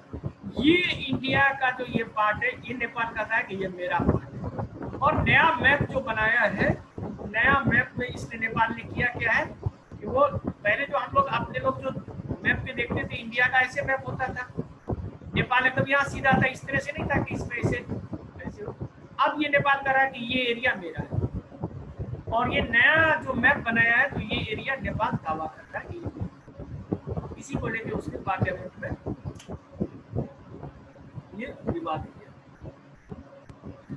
तो ये नेपाल का। उसके बाद हम आगे तो सुपर अर्थ की बात करते हैं। सुपर अर्थ की खोज की गई है हाल फिलहाल में, तो ये भी मई में ही खोज की गई है। इसका संदर्भ हम देखें तो न्यूजीलैंड के वैज्ञानिकों ने सुपर अर्थ की खोज की है। यह संभावित रूप से मानव के जीवन को बनाए रखने के जो कंडीशंस होता है वो इसमें पाया जाता है कि यहाँ ह्यूमन रह सकता है। तो इसके बारे में मुख्य बिंदु ये है कि सुपर अर्थ उन ग्रहों में से एक है, यहाँ मुट्ठी भर की जगह उन ग्रहों में से एक है जो ऐसे खोजे गए जो पृथ्वी के समान आकार के परिक्रमा की दूरी पे है, जिसमें ये ग्रह मतलब सूर्य का मतलब ये आप समझ लें कुछ ऐसे ग्रह होते हैं जो जिस तरह से पृथ्वी, जिस तरह से हम लोग ऐसे स्थिति में है कि जहाँ न ज़्यादा गर्मी पड़ती है न ज़्यादा ठंडी पड़ती है। अगर आप मार्स पे जाते हैं तो बहुत अत्यधिक ठंडी है, या फिर उससे आगे हम इस पे वेनस पे जाते हैं या शुक्र ग्रह पे जाते हैं तो काफ़ी गर्मी है। तो एक ऐसा जोन होता है जिसको गोल्डीलॉक जोन बोला जाता है, गोल्डीलॉक जोन, जिसमें आप रह सकते हैं। तो जो गोल्डीलॉक जोन जो होता है, गोल्डीलॉक जोन, तो गोल्डीलॉक जोन में जो पाया जाने वाला जो होता है, तो वो अगर हम देखें तो उसी जोन में ये अगर पृथ्वी है, ये सूर्य है, और ये यहाँ हमारा पृथ्वी है, ये जो जोन है जिसमें हम जिंदा रह सकते हैं, तो ये जोन को गोल्डीलॉक जोन कहा जाता है, गोल्डीलॉक जोन। और गोल्डीलॉक जोन बेसिकली जो हम एक्स्ट्रा टेरेस्ट्रियल प्लेनेट मतलब एक्स्ट्रा सोलर सिस्टम में जो प्लेनेट ढूंढते हैं तो उसमें देखते हैं कि उसके तारे से कुछ ग्रह की दूरी कितनी दूरी है। तो अगर देखते हैं कि उस तरह से जहाँ पृथ्वी की तरह जीवन की संभावना हो सकती है, तो अगर इस तरह की संभावना मिलती है तो उस प्रकार के को हम लोग अर्थ के समान मानते हैं। लेकिन इस तरह के ग्रह जो होते हैं कभी कभी अर्थ से बहुत बड़े होते हैं, क्योंकि जब बड़े होते हैं तो इसीलिए उसका नाम सुपर अर्थ रखा जाता है। तो इस तरह से सुपर अर्थ रखा जाता है। अब गोल्डीलॉक जोन के बारे में भी हम लोग देखेंगे। तो ये ग्रह जो ग्रह के बारे में हम देखें तो ये पृथ्वी से बड़ा है, जैसे हमने बताया था, इसीलिए इसको सुपर अर्थ कहा गया है। वैज्ञानिक के अनुसार चूंकि ये बहुत दूर है, उसे अनुमान और जो डेटा होता है उसका एनालिसिस से पता लगता है, एक्जेक्टली हम देख नहीं पाते हैं, लेकिन फिर भी उसका विजुअलाइजेशन किया जाता है कंप्यूटर के द्वारा, उसको जनरेट करके डेटा को किस तरह से दिखता होगा ये ग्रह। तो हो सकता है कि चूंकि ये अपने जो ये है वो सूर्य से काफी छोटा है, इसका जो होस्ट स्टार है जिस स्टार के ये घूम रहा है, तो हो सकता है कि इसमें पानी हो लेकिन बर्फ के रूप में हो, काफी ठंडा हो ये। जैसा कि ग्रह का द्रव्यमान इसका भारी है और ये तारे के चारों तरफ जो घूमता है, तो इसका जो एक वर्ष होता है वो 617 दिनों का होता है, यानी एक साल जो होता है इसका 617 दिनों का होता है। और ये सुपर अर्थ ये गोल्डीलॉक जोन में हो सकता है, यानी गोल्डीलॉक जोन वो जोन जिसमें आप मतलब मानव रहने की सारी शर्तें लगभग पूरी हो जाती है, या जिंदा रहने की शर्तें। तो उसको देखें कि गोल्डीलॉक जोन क्या होता है, इसके बारे में भी थोड़ा जान लें। तो गोल्डीलॉक जोन एक तारे के चारों ओर का स्थान है जहां का तापमान तरल अवस्था में पानी को सुरक्षित रखता है। ये मतलब ये कोई स्टार है, ये तो सन है, मान लिया कोई भी स्टार हो सकता है ये, और इसके इर्द गिर्द ये जोन अगर सूरज से सपोज कीजिए 14 करोड़ 96 लाख किलोमीटर दूर है सूरज से, ये आपका जो ये दूरी है ये गोल्डीलॉक्स जोन कहलाता है। और ये जोन जो है इसमें ऐसा है कि इसमें पानी न तो बर्फ रहेगा न ये होगा, ये लिक्विड वाटर में मौजूद रहेगा। तो जहाँ का तापमान आपको पानी तरल अवस्था में सुनाई देगा, पानी इस तरह से। तो ये आप देखेंगे तो यहाँ जो है वो मनुष्य के जीवन के रहने लायक हो सकता है। लेकिन यह ग्रह जो खोज किया गया है यह हमारे पृथ्वी से 111 प्रकाश वर्ष दूर है। यानी आप समझ सकते हैं कि कितना दूर है 111, यानी अगर आप लाइट के रफ्तार में भी जाएंगे इस ग्रह पर पहुंचने के लिए तो 111 साल है। तो डेफिनेटली बात है ऐसा जगह पे वर्तमान में मनुष्य के लिए पहुंचना असंभव है।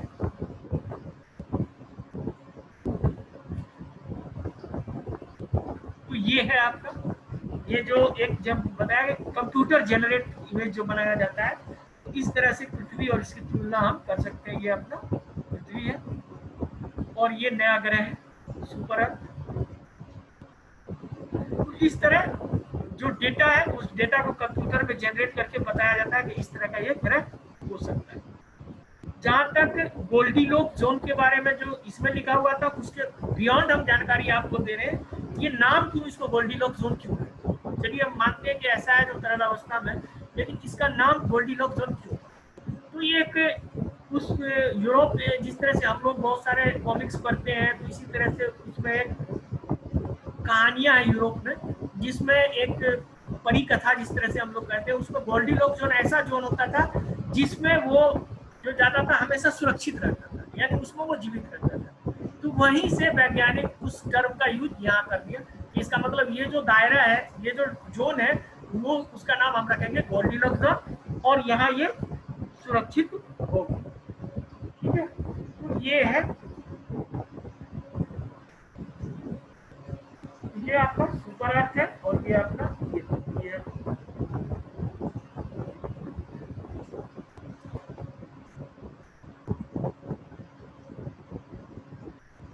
अब महाचक्रवात जिसको सुपर साइक्लोन कहा गया था अम्फन, वो भी आया था, उसके बारे में भी जानते हैं कि ये मई में आया था। और भारत का जो मौसम विभाग के अनुसार, इंडियन मेट्रोलॉजिकल डिपार्टमेंट के अनुसार, महाचक्रवात अम्फन पूर्वी बंगाल की खाड़ी की ओर बढ़कर सुंदरबन के करीब बांग्लादेश के दीघा और हटिया के बीच टकराने की आशंका है।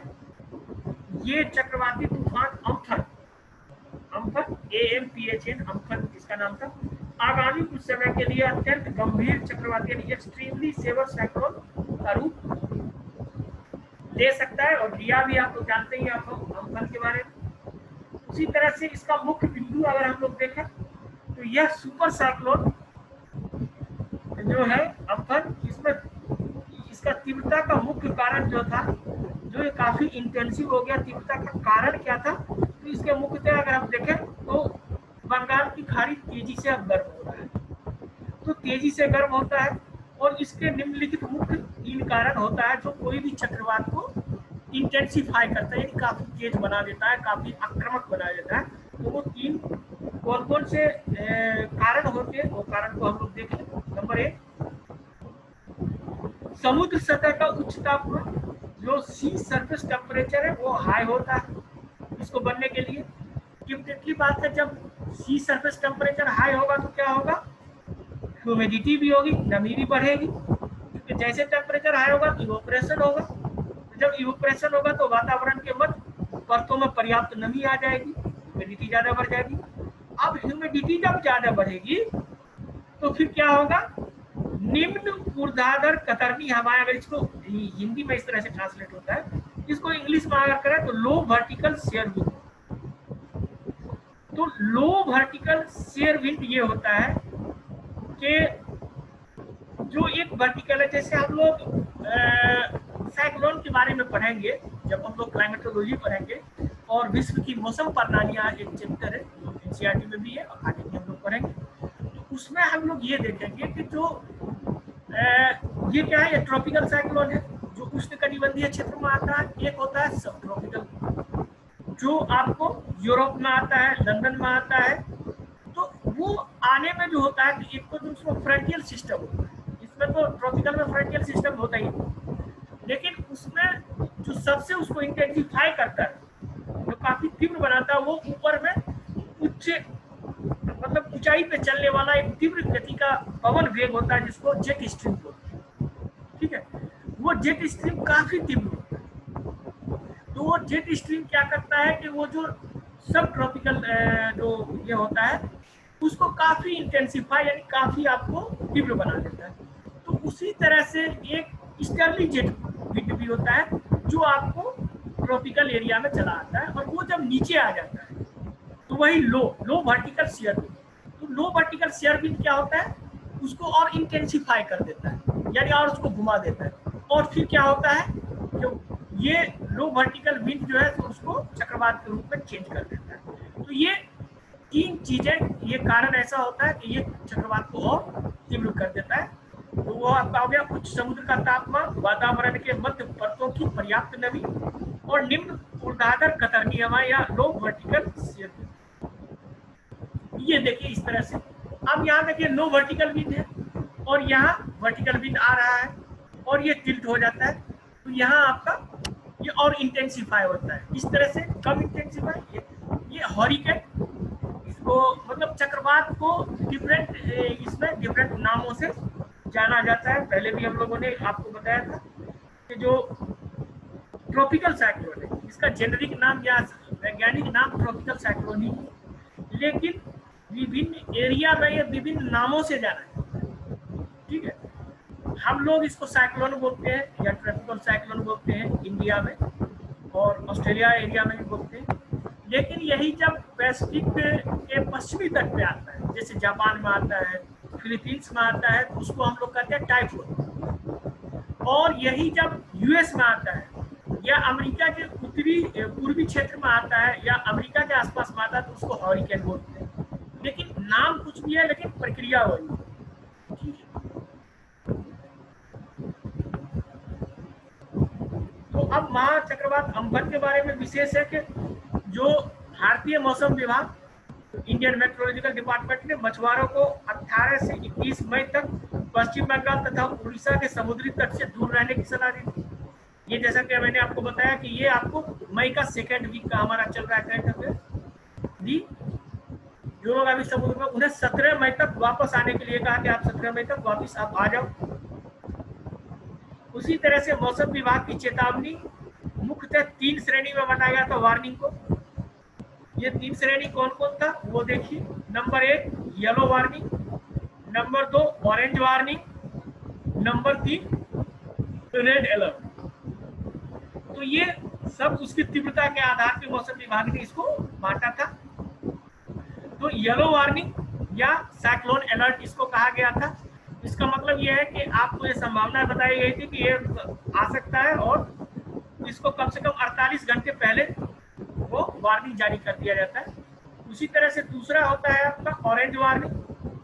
ऑरेंज वार्निंग जो है वो इसको साइक्लोन वार्निंग कहा जाता है। वो क्या था, साइक्लोन अलर्ट। येलो वार्निंग को साइक्लोन अलर्ट कहते हैं, ऑरेंज वार्निंग को साइक्लोन वार्निंग कहते हैं। तो ये तटीय क्षेत्रों में जो उसका इम्पैक्ट होगा, प्रतिकूल मौसम की संभावना होगा, ये 24 घंटा पहले वार्निंग किया जाता है कि अब ज्यादा ये खतरा हो गया, आपको 24 घंटा में ये आ जाता है। फिर उसी तरह अगर हम देखें तो रेड अलर्ट, रेड अलर्ट का मतलब हो गया कि आप लैंडफॉल हो गए, यानी आप चक्रवात आपके पास आ गया है और संभावित दिशा और भूभागीय क्षेत्रों में प्रतिकूल मौसम की संभावना को दर्शाता है। तो इस प्रकार ये रेड अलर्ट हो गया। तो तूफान, जो एक नॉर्मल तूफान होता है, स्टॉर्म और साइक्लोन चक्रवात में क्या अंतर है, इसके बारे में 2-3 चीज हम लोग जान लें। तो तूफान और चक्रवात दोनों उष्णकटिबंधीय चक्रवात हैं। उनके गठन के क्षेत्र के आधार पर उन्हें नाम दिया गया है। अच्छा, ये टाइफून है, मतलब ये टाइफून और चक्रवात जो अभी हमने बताया है आपको, उसमें हॉरिकेन भी बता दिया, वही है। तो ये वही है जो हमने आपको पहले ही बता दिया, टाइफून हो गया। अब ये आगे है, केंद्र सरकार ने जारी किया कचरा मुक्त शहरों की लिस्ट। तो अभी आप लोग को आवाज आप क्लियर आ रही है? Hello, yes sir yes sir. ठीक आ रही है? चूंकि हम इसको हवा को रोक दिए, तो गर्मी इतनी ज्यादा है कि वो पूरा पसीना से डूब जाता है, तो कूलर बंद नहीं कर सकते। ना करें, गर्मी में ना रहे हैं आप प्लीज। नहीं ठीक है, कूलर चल रहा है, आप लोगों को भी आवाज अच्छी आएगी, समझते हैं। तो भारत सरकार के आवास एवं शहरी मामलों के मंत्रालय ने कचरा मुक्त स्टार रेटिंग परिणामों की घोषणा की, और ये जो वेस्ट फ्री जो है वो छत्तीसगढ़ में अंबिकापुर, गुजरात में राजकोट और कर्नाटक में मैसूर, एमपी में इंदौर और महाराष्ट्र में नवी मुंबई को 5 स्टार रेटिंग मिली। यानी जो सबसे अच्छा मतलब साफ सुथरा प्रबंध किया है तो उसको 5 स्टार रेटिंग दिया गया। तो 5 स्टार रेटिंग में अंबिकापुर, राजकोट, मैसूर, इंदौर और मुंबई, नवी मुंबई का भी कई मिनिस्टर है, उसमें नवी मुंबई, तो इसको 5 स्टार रेटिंग दिया गया। इसका अगर देखा मुख्य बिंदु, तो लगभग 5 शहरों को 5 स्टार रेटिंग दी गई, जिसमें अंबिकापुर, सूरत, राजकोट, मैसूर, इंदौर और नवी मुंबई शामिल था। तो मंत्रालय ने इसमें 5 को तो 5 स्टार मिला, 65 शहरों को 3 स्टार रेटिंग मिली और 70 शहरों को 1 स्टार रेटिंग मिली। ये रेटिंग दिया गया है, रेटिंग देने का यह मकसद होता है ताकि आज जो जिसको 3 स्टार मिला है या 2 स्टार मिला है तो वो और कोशिश करे कि 5 स्टार तक हम पहुंचे। रेटिंग के बारे में अगर हम देखें तो रेटिंग सिस्टम मंत्रालय द्वारा 2018 में लॉन्च किया गया था। यह कचरा मुक्त स्थिति प्राप्त करने के लिए एक सिस्टम ऐसा प्रदान किया गया था जिससे लोग रेटिंग प्रणाली से शहरों में स्वच्छता को प्राप्त करने के लिए प्रेरित हो, मोटिवेट हो कि इस बार हम अपने शहर को अच्छा बनाना है, उसको और 5 स्टार रेटिंग पे ले जाना है। तो रेटिंग मुख्य रूप से ये रेटिंग जो मुख्य रूप से आधारित था वो क्या था, सॉलिड वेस्ट मैनेजमेंट यानी ठोस अपशिष्ट प्रबंधन पे था, केंद्रित था।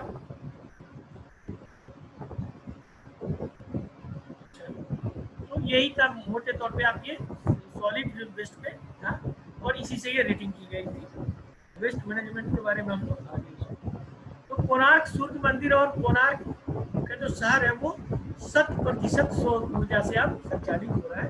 तो इसका जो एक प्लान है संदर्भ, कि मई 2020 को नवीन और नवीकरणीय ऊर्जा मंत्रालय ने कोणार्क सूर्य मंदिर और टाउन को 100% सौरकरण के लिए योजना की शुरुआत की। यानी ये योजना शुरू की गई है जिसमें 100% सोलर एनर्जी से चलेगी। इसके मुख्य बिंदु की अगर हम बात करें तो हम लोग जानते हैं कि कोणार्क में ऐतिहासिक सूर्य मंदिर है और इसको विकसित करने की भी योजना की जा रही है। साथ ही यह योजना शहर को सूर्य नगरी में विकसित करेगा कि एक तो सूर्य मंदिर भी है और सारा चीज सोलर से चल रहा है। तो इसका विकास जो है सूर्य मंदिर और सौर ऊर्जा के आधुनिक उपयोग के बीच तालमेल का संदर्भ देगा। यानी कि किस तरह से हम कल्चर को विज्ञान से संबंधित कर पाए और इसको ऐसा वैज्ञानिक तौर पे कल्चर को डेवलप करें कि जिससे हमारा विज्ञान भी समृद्ध हो, हमारा कल्चर भी समृद्ध हो। तो इस योजना का मुख्य उद्देश्य सौर ऊर्जा को बढ़ावा देना है।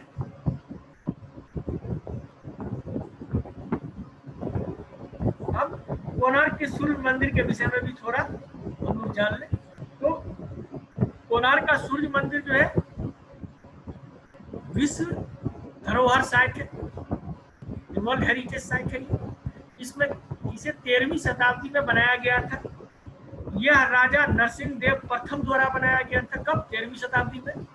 मंदिर को रथ के आकार में डिजाइन किया गया था और इसको 1984 में यूनेस्को ने विश्व धरोहर घोषित किया था। मंदिर को कभी काला पैगोडा भी कहा जाता था इस मंदिर को, क्योंकि यह माना जाता है कि यह जहाजों को आकर्षित करने के लिए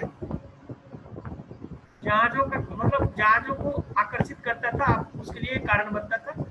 तो भारत एवं अन्य सांस्कृतिक स्थल भी है जिसे पैगोडा से संबंधित किया जाता है। तो पैगोडा जैसे कि तमिलनाडु में महाबलीपुरम है, माना जाता है कि यह स्थल महाबलीपुरम का 7 पैगोडा है। तो ये सब आपका कल्चर में भी आपको जो कल्चर पढ़ाएंगे वो आपको और इसके बारे में विस्तृत रूप से आपको पढ़ाएंगे कि हमारा जो वेल कल्चर्ड है, मंदिर का क्या आर्किटेक्चर होता है, जो किला होता है उसका क्या आर्किटेक्चर होता है। उसमें अब आप जाएंगे तो देखेंगे जो मुगल के आने से पहले या तुर्क के आने से पहले आर्च नहीं होता था, उसको ट्रेविएट कहते थे, तो वो क्या होता है। उसी तरह से जो ट्रू आर्च होता है उसमें क्या होता है, फिर की स्टोन किसको कहते थे। ये सारी चीज जो कल्चर के बारे में आपको पढ़ाएंगे, वो बताएंगे कि किस तरह से कौन सी कला किस सदी में विकसित हुई। ठीक है, तो ये आपको उसमें आपको कल्चर का ये पार्ट है। लेकिन ये चूंकि हम लोग कल्चर को किस तरह से विज्ञान से जोड़ा जा रहा है कि अगर सूर्य मंदिर है तो सोलर को उसको भी कह रहे हैं, ये भी है।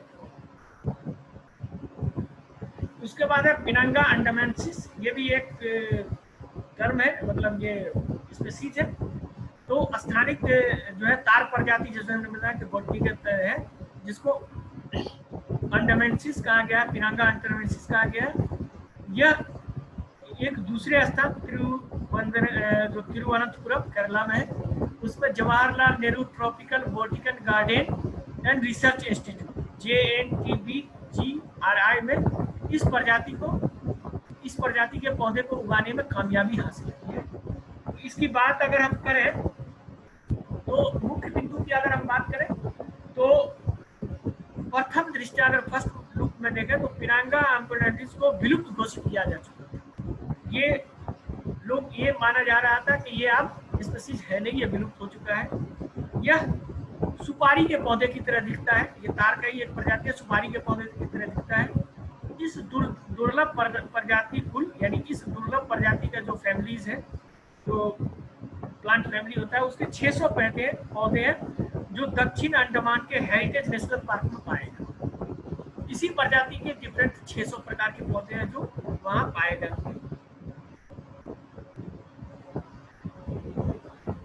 तो यहाँ जो इस संस्था के वैज्ञानिक थे, इसको गंभीर रूप से संकटापन्न यानी क्रिटिकली इंडेंजर्ड और अंडमान द्वीप समूह का अनभिज्ञप्राय देशज पाम घोषित किया गया था। मतलब ये इंडेमिक यानी देशज देश में घोषित किया गया था। इस प्रजाति का जो पिनंगा नाम है, ये नाम कहाँ से दिया गया? कभी कभी पूछ दिया जाता है कि अभी आपने हाल में ये पिनंगा अंडमानसिस किया, पिनंगा नाम कहाँ से दिया गया?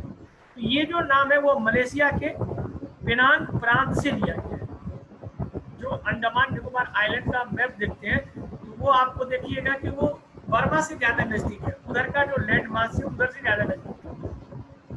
तो वहीं के नाम से इसका प्रजाति का नाम पड़ा है, उत्पत्ति मानी जाती है।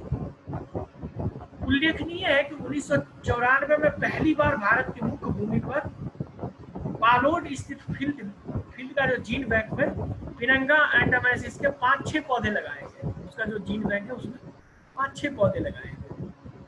वर्ष 2012 में हाथियों ने इन्हें खाकर पूर्णतः नष्ट कर दिया।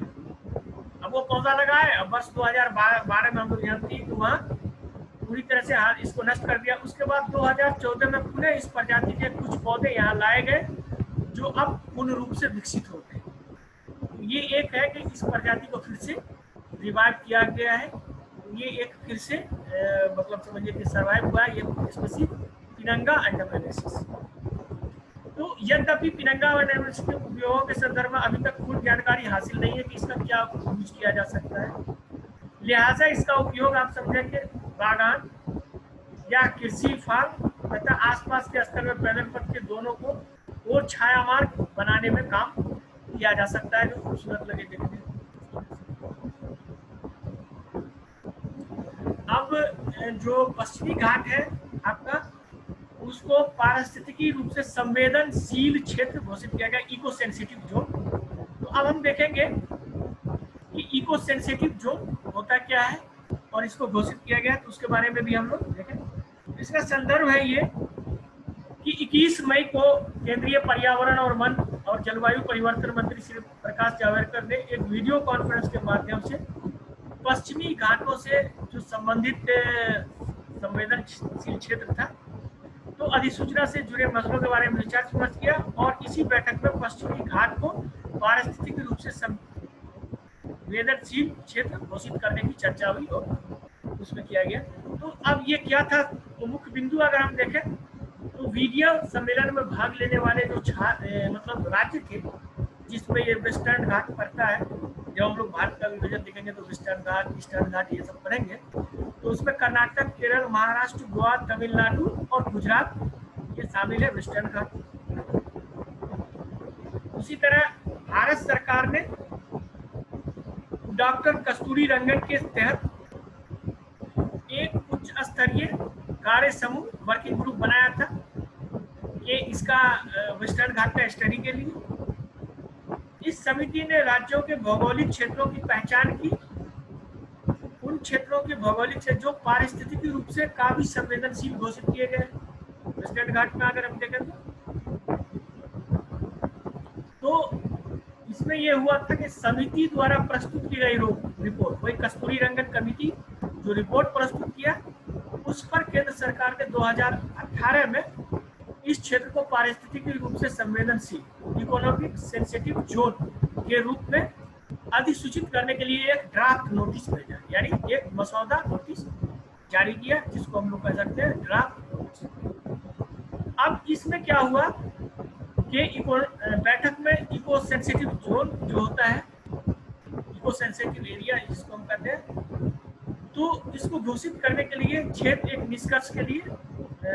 क्षेत्रों को एक निष्कर्ष बनाने के लिए मतलब इसमें था कि इसमें घोषित जो किया गया, तो अब देखिए इसमें इसको ये निष्कर्ष मतलब मोटा मोटी ये फाइनलाइज किया गया कि इको सेंसिटिव जोन इन क्षेत्रों को जो रिपोर्ट में आया था उसको घोषित कर दें। तो इसको इको सेंसिटिव जोन क्यों बनाया गया, उसके क्या कारण थे, मिलने के क्या कारण थे। तो राज्य सरकारें जो इको सेंसिटिव एरियाज हैं उसकी प्रारंभिक अधिसूचना में तेजी लाने के लिए अपनी रुचि व्यक्त की। राज्य सरकार ने भी ये मांग की कि हाँ, ये जो वेस्टर्न घाट है, जो पश्चिमी घाट है, इसमें एक मत से सबने कहा कि इसको शुरू करने की जरूरत है।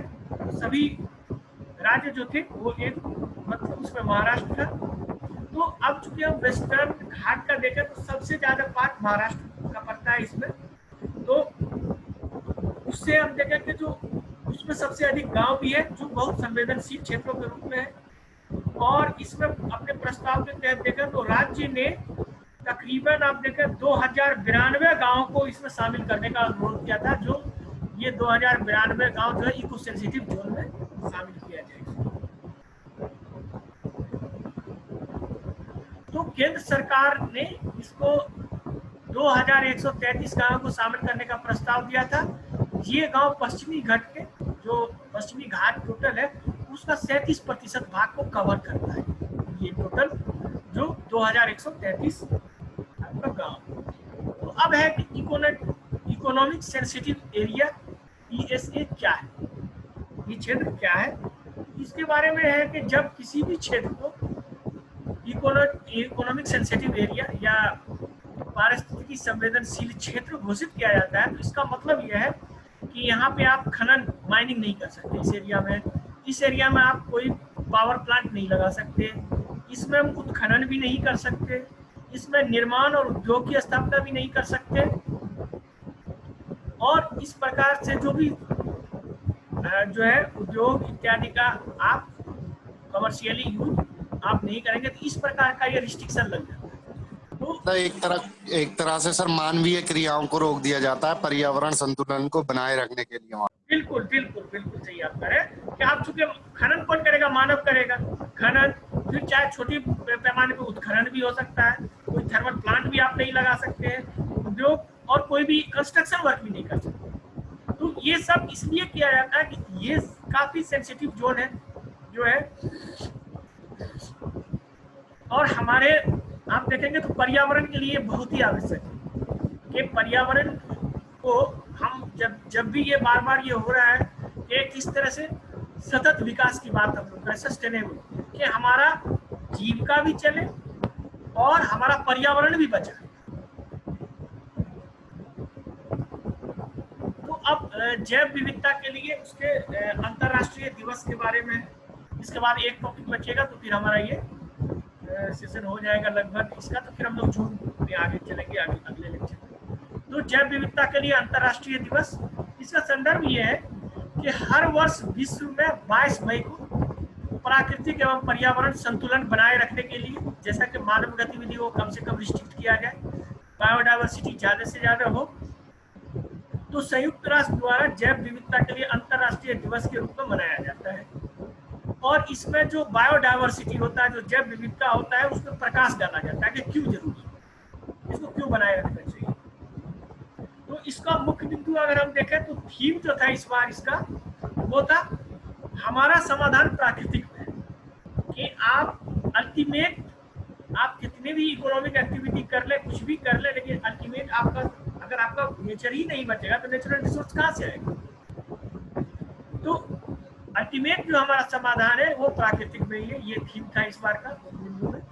अगर देखें तो जैव विविधता के बारे में अगर हम जाने तो जैव विविधता का तात्पर्य है विभिन्न जंतु पेड़ पौधों का अस्तित्व धरती पर एक साथ रखना, यानी कई स्पीसीज, जितना ज्यादा स्पीसीज होगा उतना ज्यादा पृथ्वी के पर्यावरण और हमारे इन्वायरमेंट के लिए बहुत ही अच्छा होगा। जैव विविधता का अगर कमी हो जाता है तब हमारे प्राकृतिक संकट शुरू होते हैं, जिसमें बाढ़, सूखा, तूफान इत्यादि आते हैं। जैसे कि इससे क्या होता है कि फिर जो प्राकृतिक आपदा डिजास्टर है उसके खतरा बढ़ जाता है। जैसे कि हम उत्तराखंड में व्यापक पैमाने पर जंगलों का सफाया कर दिए। अब हम जंगल का सफाया करने से क्या हुआ कि हल्की सी भी बारिश हुई तो पूरा लैंडस्लाइड हो गया। अब वो लैंडस्लाइड बच सकता था अगर हमारा जंगल वहां रहता, तो उस तरह से वो लैंडस्लाइड हो जाता है, बाढ़, सूखा। अब चूंकि एक काम ये भी करता है, जो भी हमारा जंगल है या जो भी पौधा है वो क्या करता है, एक्विफर जो हमारा करते हैं, जो पानी का जो नीचे का लेवल वो बनाए रखता है। अब हम व्यापक पैमाने पर जंगल को काट दिए, नीचे का पानी सूख गया तो वो फिर सूखा एरिया बन जाएगा आपका। तो इस प्रकार क्या होगा कि हमारा प्राकृतिक आपदा जो है सो, इसलिए प्राकृतिक आपदा और इन सब को बचाने के लिए पर्यावरण और उसमें जैव विविधता सबसे ज्यादा आवश्यक है। तो इसीलिए कभी कभी ये इंटरव्यू का सवाल है, वैसे आप लोग से पूछा जा सकता है कभी कभी कि अगर हम कोई प्रोजेक्ट देते हैं कि भाई ये जंगल में इस एरिया में इसका हम यहाँ खनन करेंगे, मतलब 2000 स्क्वायर मीटर में या 2000 इस तरह से हम इसमें एक खनन क्षेत्र देते हैं कि इसमें ऐसा पता चला कि इसमें हमें कोयला मिलेगा या अन्य कोई जो खनिज है वो मिलेगा।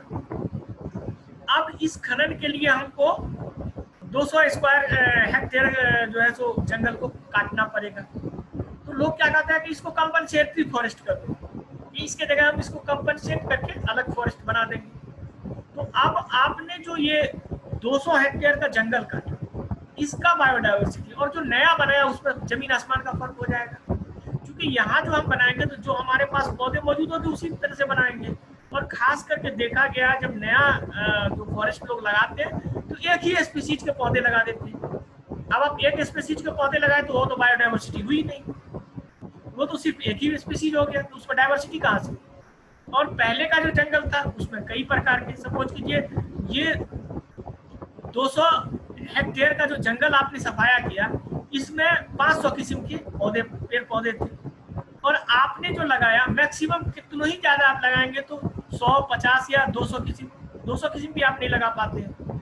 मुश्किल से 50 किस्म होगा ज्यादा से ज्यादा कहेंगे तो वो जंगल का वो मुकाबला नहीं कर सकता है। फिर वो आपका जो प्राकृतिक संकट है और जो प्राकृतिक आपदा है वो आती ही रही। तो इसीलिए इन सब मुद्दों पे व्यापक तरीके से विचार करने के लिए ये दिवस का आयोजित किया जाता है 22 मई। तो इसके बारे में हम देखें कि इसका उद्देश्य, जैसे कि हमने बताया कि पर्यावरण का निर्माण करना, विविधता को समृद्ध और टिकाऊ एवं आर्थिक गतिविधि जो सस्टेनेबल इकोनॉमिक एक्टिविटीज किया जाए, उसको अवसर प्रदान किया जाए। पृष्ठभूमि इसकी ऐसी है कि ये क्यों 22 मई को मनाया जाता, तो इसकी संकल्पना 1992 में अपनाया गया था। इसकी कल्पना की गई थी। इसे शुरू 29 दिसंबर 2000 से 1993 के बीच इसमें विचार विमर्श, और 29 दिसंबर को फाइनली एक कन्वेंशन हुआ जैव विविधता पर, और उसी दिन एक दिन को चिन्हित किया गया कि इसे 22 मई को, चूंकि 22 मई को रियो अर्थ सम्मेलन हुआ था, तो उसी दिन इसको मनाने का ये निर्णय लिया गया इस मीटिंग में 29 दिसंबर को कि इसको हम लोग 22 मई को मनाएंगे, जैव विविधता पर अंतर्राष्ट्रीय दिवस। तो नॉर्मल है, जैव विविधता पे अंतर्राष्ट्रीय दिवस कब मनाया जाता है? 22 मई को मनाया जाता है। वन डे एग्जाम एसएससी में आराम से आप दे सकते हैं, इसमें कोई दिमागी झंझट ही नहीं है। लेकिन यूपीएससी में आपको जाना है, पीटी देना है या फिर मेंस में भी देना है और फाइनल तक करना है, तो ये सारी चीज जानना जरूरी है, क्योंकि आपको किसी मोड़ पे ये क्वेश्चन आपको आ सकता है। ठीक है, तो ये देखिए, ये जो था तो 22 मई 2000 को था, और जो हमने बताया कि our solutions are in nature, कि हमारा जो सारा समाधान है वो प्राकृतिक में है। इंटरनेशनल डे फॉर बायोडायवर्सिटी ये 22 मई को हुआ था, जिसमें टोटल जो अगर हम देखें तो जो बायोडायवर्सिटी हॉट स्पॉट है उसमें पूरे विश्व में जो किया गया वो 35 आइडेंटिफाई है। इस 35 में से 4 जो है वो अपने इंडिया में है, भारत में है। नंबर 1 में हिमालय, ठीक है। नंबर 2 में है आपका इंडो बर्मा रीजन, यानी इंडिया और बर्मा का, ये हिमालय का रीजन। नंबर 3 में वेस्टर्न घाट, और नंबर 4 में आपका सुंदरलैंड। ये 4 यानी 35 में से 4 हमारे भारत में है, इंडिया में है। तो ये भी है, इसको मैप को भी आप लोग स्क्रीनशॉट ले लीजिए, क्योंकि ये इसलिए ज़्यादा ज़रूरी है। आप देखें तो जैसे कि मैंने बताया था कि यूपीएससी में कई प्रकार से घुमा फिरा के आपको क्वेश्चन पूछा जा सकता है कि आपको उत्तर से दक्षिण तक से जाने दिया है, तो सबसे उत्तर में हिमालय, उसके बाद इंडो बर्मा, उसके बाद आपका वेस्टर्न घाट, उसके बाद सुंदर। अगर ईस्ट से वेस्ट किया जाए तो सबसे ईस्टर्न पार्ट यहाँ हो गया, उसके बाद ये, उसके बाद ये, और सबसे वेस्ट में आपको ये आ जाएगा। आप देखें तो थोड़ा यहाँ से, तो इस तरह आप देखें तो कई प्रकार से क्वेश्चन पूछा जा सकता है। और अगर आप मैप वर्किंग करें, अभी हो सकता है हम आपके अक्सर से बात करना, हम लोग एक मैप वर्क भी शुरू कर सकते हैं क्लास स्पेशल। आप लोग क्या इस मैप वर्क वाले क्लास में ले सकते हैं भाग? Hello, yes sir. Map work से बहुत सारा पीटी क्वेश्चन एक साथ हो जाता है सर, लेना है, बिल्कुल बिल्कुल श्योर। हाँ, तो अभी हम बात कर लेते हैं आपके अक्सर से, उसका भी अगर कुछ टाइम हम निकाल पाए, भले 1 घंटा ही सही हो डेली, ठीक है, या 1 घंटा या आधा घंटा, जो भी हम लोग 1 घंटा ले लें आप लोग के लिए। चूंकि तैयारी हम लोग एकदम आपको एकदम भीड़ जाना सिविल सर्विस में, कि आपको फाइनल सिलेक्शन लेके ही मानना है, ये आप समझ लीजिए। भले यहाँ हम देखते हैं कि आप 14 से 9 हो गए, लेकिन ये 9 है तो 9 का 9 हम लोग को चाहिए कि कंफर्म। तो आगे अब प्रकाश पे अंतर्राष्ट्रीय दिवस, ये भी विज्ञान से संबंधित है कि क्यों मनाया जा रहा है इंटरनेशनल डे फॉर लाइट। तो इंटरनेशनल डे ऑफ लाइट के बारे में, तो ये 16 मई को मनाया जाता है प्रत्येक वर्ष। यह दिवस विज्ञान, संस्कृति, कला और शिक्षा में सतत, मतलब जो ये है जो विज्ञान, कला, संस्कृति और इसमें संचार में ऊर्जा के विविध स्रोतों, जो एनर्जी देखते हैं उसमें प्रकाश की भूमिका पर उपलब्ध, मतलब जो लाइट पे जो है तो उसकी क्या रोल है, उसके लिए उजागर करने के लिए मनाया जाता है। कि हम देखते हैं कि संस्कृति में भी, कला में भी, विज्ञान में भी और विभिन्न क्षेत्रों में लाइट का कैसे उपयोग हम लोग करते हैं। तो इसलिए इसको मनाया क्यों जाता है, तो इसका मुख्य बिंदु है कि भौतिक शास्त्री और इंजीनियर, एक भौतिक शास्त्री इंजीनियर थे जिसका नाम था थियोडोर मेमन या मेमन, थियोडोर मेमन। इसके द्वारा लेजर से सफल जो है सो पहला ऑपरेशन का सालगिरह इसी जो के 16 मई को किया गया था 1960। तो लेजर से, जैसे कि लेजर भी वही है, लाइट का ही है पार्ट है, हम लोग जब देखते हैं, उससे ये 1960 में जो लिया गया था, उसी आधार पे, उसी के सम्मान में इसको इंटरनेशनल डे ऑफ लाइट के, एक तो लेजर से आप चिकित्सा के क्षेत्र में देखते हैं, कला के क्षेत्र में देखते हैं, जब देखते हैं कि जब हम लोग कोई मंच पे प्रोग्राम करते हैं तो किस तरह से लाइट का यूज किया जाता है।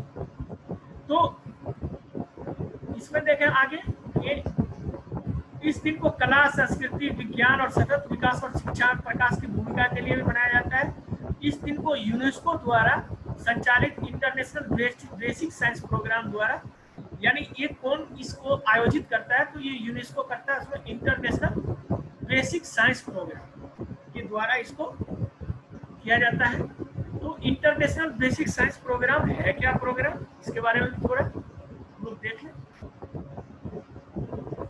तो ये क्या है, इसकी स्थापना यूनेस्को और उसके सदस्य राष्ट्रों ने जो बुनियादी संगठनों में राष्ट्रीय क्षमताओं को मजबूत करने और अंतर सरकारी संगठन, यानी इसमें यह था कि जो इनके सदस्य देश, उनमें जो बेसिक आप कह रहे हैं संगठन या जो राष्ट्रीय उसकी राष्ट्रीय क्षमता को, उसका जो कैपेसिटी बिल्डिंग प्रोग्राम के तौर पे क्षमता कैसे मजबूत की जाए, और ये आपको इंटर गवर्नमेंटल यानी अंतर सरकारी सहयोग को किस तरह से एक दूसरे का सहयोग हम अंतर्राष्ट्रीय स्तर पर कर सके, जिसमें हम विभिन्न क्षेत्रों में इसका उपयोग कर सके प्रकाश का। तो इसको इसके लिए ये शुरू किया गया था। इसका लक्ष्य ये है कि प्रकाश दिवस का अंतर्राष्ट्रीय जो मेन लक्ष्य है कि सार्वजनिक समझ, जो पब्लिक का जो अंडरस्टैंडिंग है, उसको बेहतर बनाने के लिए प्रकाश और प्रकाश के आधारित जो प्रौद्योगिकियां हैं, जो प्रकाश और उससे रिलेटेड जो भी टेक्नोलॉजी है, उसको भविष्य में समाज में विकसित किया जाए और उसको अत्यधिक मतलब उससे लोग अवेयर हो सके, आम लोग अवेयर हो सके कि लाइट का हम लोग क्या क्या। तो ये आपका ये लास्ट ही था हमारा क्वेश्चन। तो ये हो गया आपका प्रकाश अंतर्राष्ट्रीय। इसमें लास्ट में इस तथ्य को ये भी दर्शाना है कि ऊर्जा के बचाने में प्रौद्योगिकी अधिक से अधिक भूमिका निभाए, इसलिए प्रकाश प्रौद्योगिकी को संरक्षित कर, कि मतलब अगर हम लाइट का किस तरह से देखें, किस तरह से हम एनर्जी कंजर्वेशन की भी बात कर सकते हैं, तो ये सब को संरक्षित करने के लिए वैज्ञानिक तरीके से इसको ये किया गया है। तो अंतर्राष्ट्रीय इसका इतिहास है कि पहली बार इसको 2017 में यूनेस्को ने आम सभा में 16 मई को इसको बनाने की थी, और संपूर्ण विश्व में पहला बार ये घोषणा किया गया नवंबर 17 में, और पहला अंतर्राष्ट्रीय प्रकाश दिवस 2018 में मनाया गया, यानी 2020 में मनाया गया। ये तीसरा आपका इसका संस्करण है, तीसरा, यानी 18 एक हो गया, 19 में दूसरा और 20 में ये तीसरा। इस तरह से ये आप तीसरा संस्करण था। तो ये आपका पूरी तरह से जो मई का था, लगभग हम लोगों ने जो मेन मुद्दा था उसको हम लोगों ने कवर कर लिया। बाकी जो छोटे मोटे मुद्दे हैं तो वो तो आप लोगों कहीं से भी, तो चूंकि यूपीएससी में एनालिसिस तरीके से ही करके आप करंट अफेयर्स पढ़ें, तभी आपको फिर अच्छा से। तो अगला लेक्चर में हम जून का प्रथम इसका है, उसको हम लोग चर्चा करेंगे। होप के देखते हैं कल का लेक्चर हो पाएगा या नहीं, वो देखते हैं हम। बाकी हम अक्सर से बात कर लेते हैं, और आप लोग के लिए तो मैप वर्क का भी अगर होगा तो उसका भी हम लोग कोशिश करेंगे कि किस तरह से हम लोग मैप वर्क से बहुत सारे पीटी का क्वेश्चन। तो चलिए ये रहा। अब आप लोग कुछ क्वेश्चन वगैरह पूछना हो तो बताइए। सब कैसे क्लियर किया आपने, क्वेश्चन है ही नहीं कोई। चलिए थैंक यू। तो ठीक है, वैसे टाइम भी बहुत हो गया, अब 7 बज गया, शायद 7 बज रहा है। Yes sir.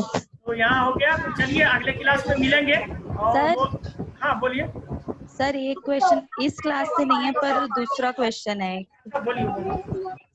ये है, लॉकडाउन के दौरान भारत में कई शहरों में ओजोन प्रदूषण के स्तर में वृद्धि देखी गई है। इसके लिए उत्तरदायी प्रमुख कारणों एवं चिंताओं को बताइए। बस इसका ये देखिए, इसके बाद चलिए थोड़ा सा इसको ब्रीफ कर देते हैं। टाइम तो वैसे मेरे पास है नहीं, लेकिन चलिए कर देते हैं इसके। हाँ, तो हम लोग ओजोन की भी चर्चा करेंगे, ठीक है। तो 2 ओजोन परत होता है। एक तो ओजोन परत जो हमारा रक्षा करता है, ठीक है, वो स्ट्रेटोस्फेरिक ओजोन करते हैं उसको। और जो निम्न स्तर पे होता है हमारा, जो ट्रोपोस्फेयर में होता है, वो ओजोन हानिकारक होता है। इसलिए हानिकारक होता है कि ये आपको प्रदूषण फैलाता है, और ये प्रदूषण जो है तो हमारे गाड़ी वगैरह में निकलता है, और जो गाड़ी से निकलने वाले सल्फर के जो कण होते हैं, वो सल्फर का कण जो जीवाश्म ईंधन से निकलते हैं, और जो प्रकाश आता है तो उसमें वो ऑक्सीजन से सहयोग करके ओजोन बना लेता है। हम लोग जानते हैं ओजोन क्या होता है, O3 होता है। ऑक्सीजन का ही 3 पार्ट होता है, वो 3 मॉलिक्यूल्स होते हैं, ठीक है। Yes sir. वो प्रदूषण का काम करता है। अब हम लोग इसके बारे में और अच्छे से अध्ययन करेंगे जब हम लोग ज्योग्राफी पढ़ेंगे एटमॉस्फेरिक कंपोजिशन। तो उसमें देखेंगे कि जो नीचे का जो ओजोन होता है उसमें क्या क्या कारण है। और अब ओजोन परत का जो अभी आपने सवाल किया, ये अगला जो जून में शायद आया था ये, ठीक है। Yes sir. तो ये जून वाला, उसमें हम इसको और विस्तृत रूप से डिटेल से आपको बताएंगे, ठीक है। Okay sir. कार से निकलता है तो कैसे होता है, जिस तरह से अभी समझाए ना, एक एक चीज क्लियर कट करते हो यस सर। ताकि कोई कंफ्यूजन न रहे, ठीक है। चले तो फिर ओके सर। चलिए, आज का क्लास कैसा रहा ये सब आप दोस्तों को बताइएगा अगर अच्छा रहा तो, या जैसा भी हो सलाह आप लोग का, ठीक है। तो फिर चलते हैं फिर। Thank you sir. ठीक है, चलिए, ठीक है सर। ओके। आप लोग सुरक्षित रहें, घर पे रहें, और अलीशा सर जी आप भी ख्याल रखें अपना। हाँ ठीक है।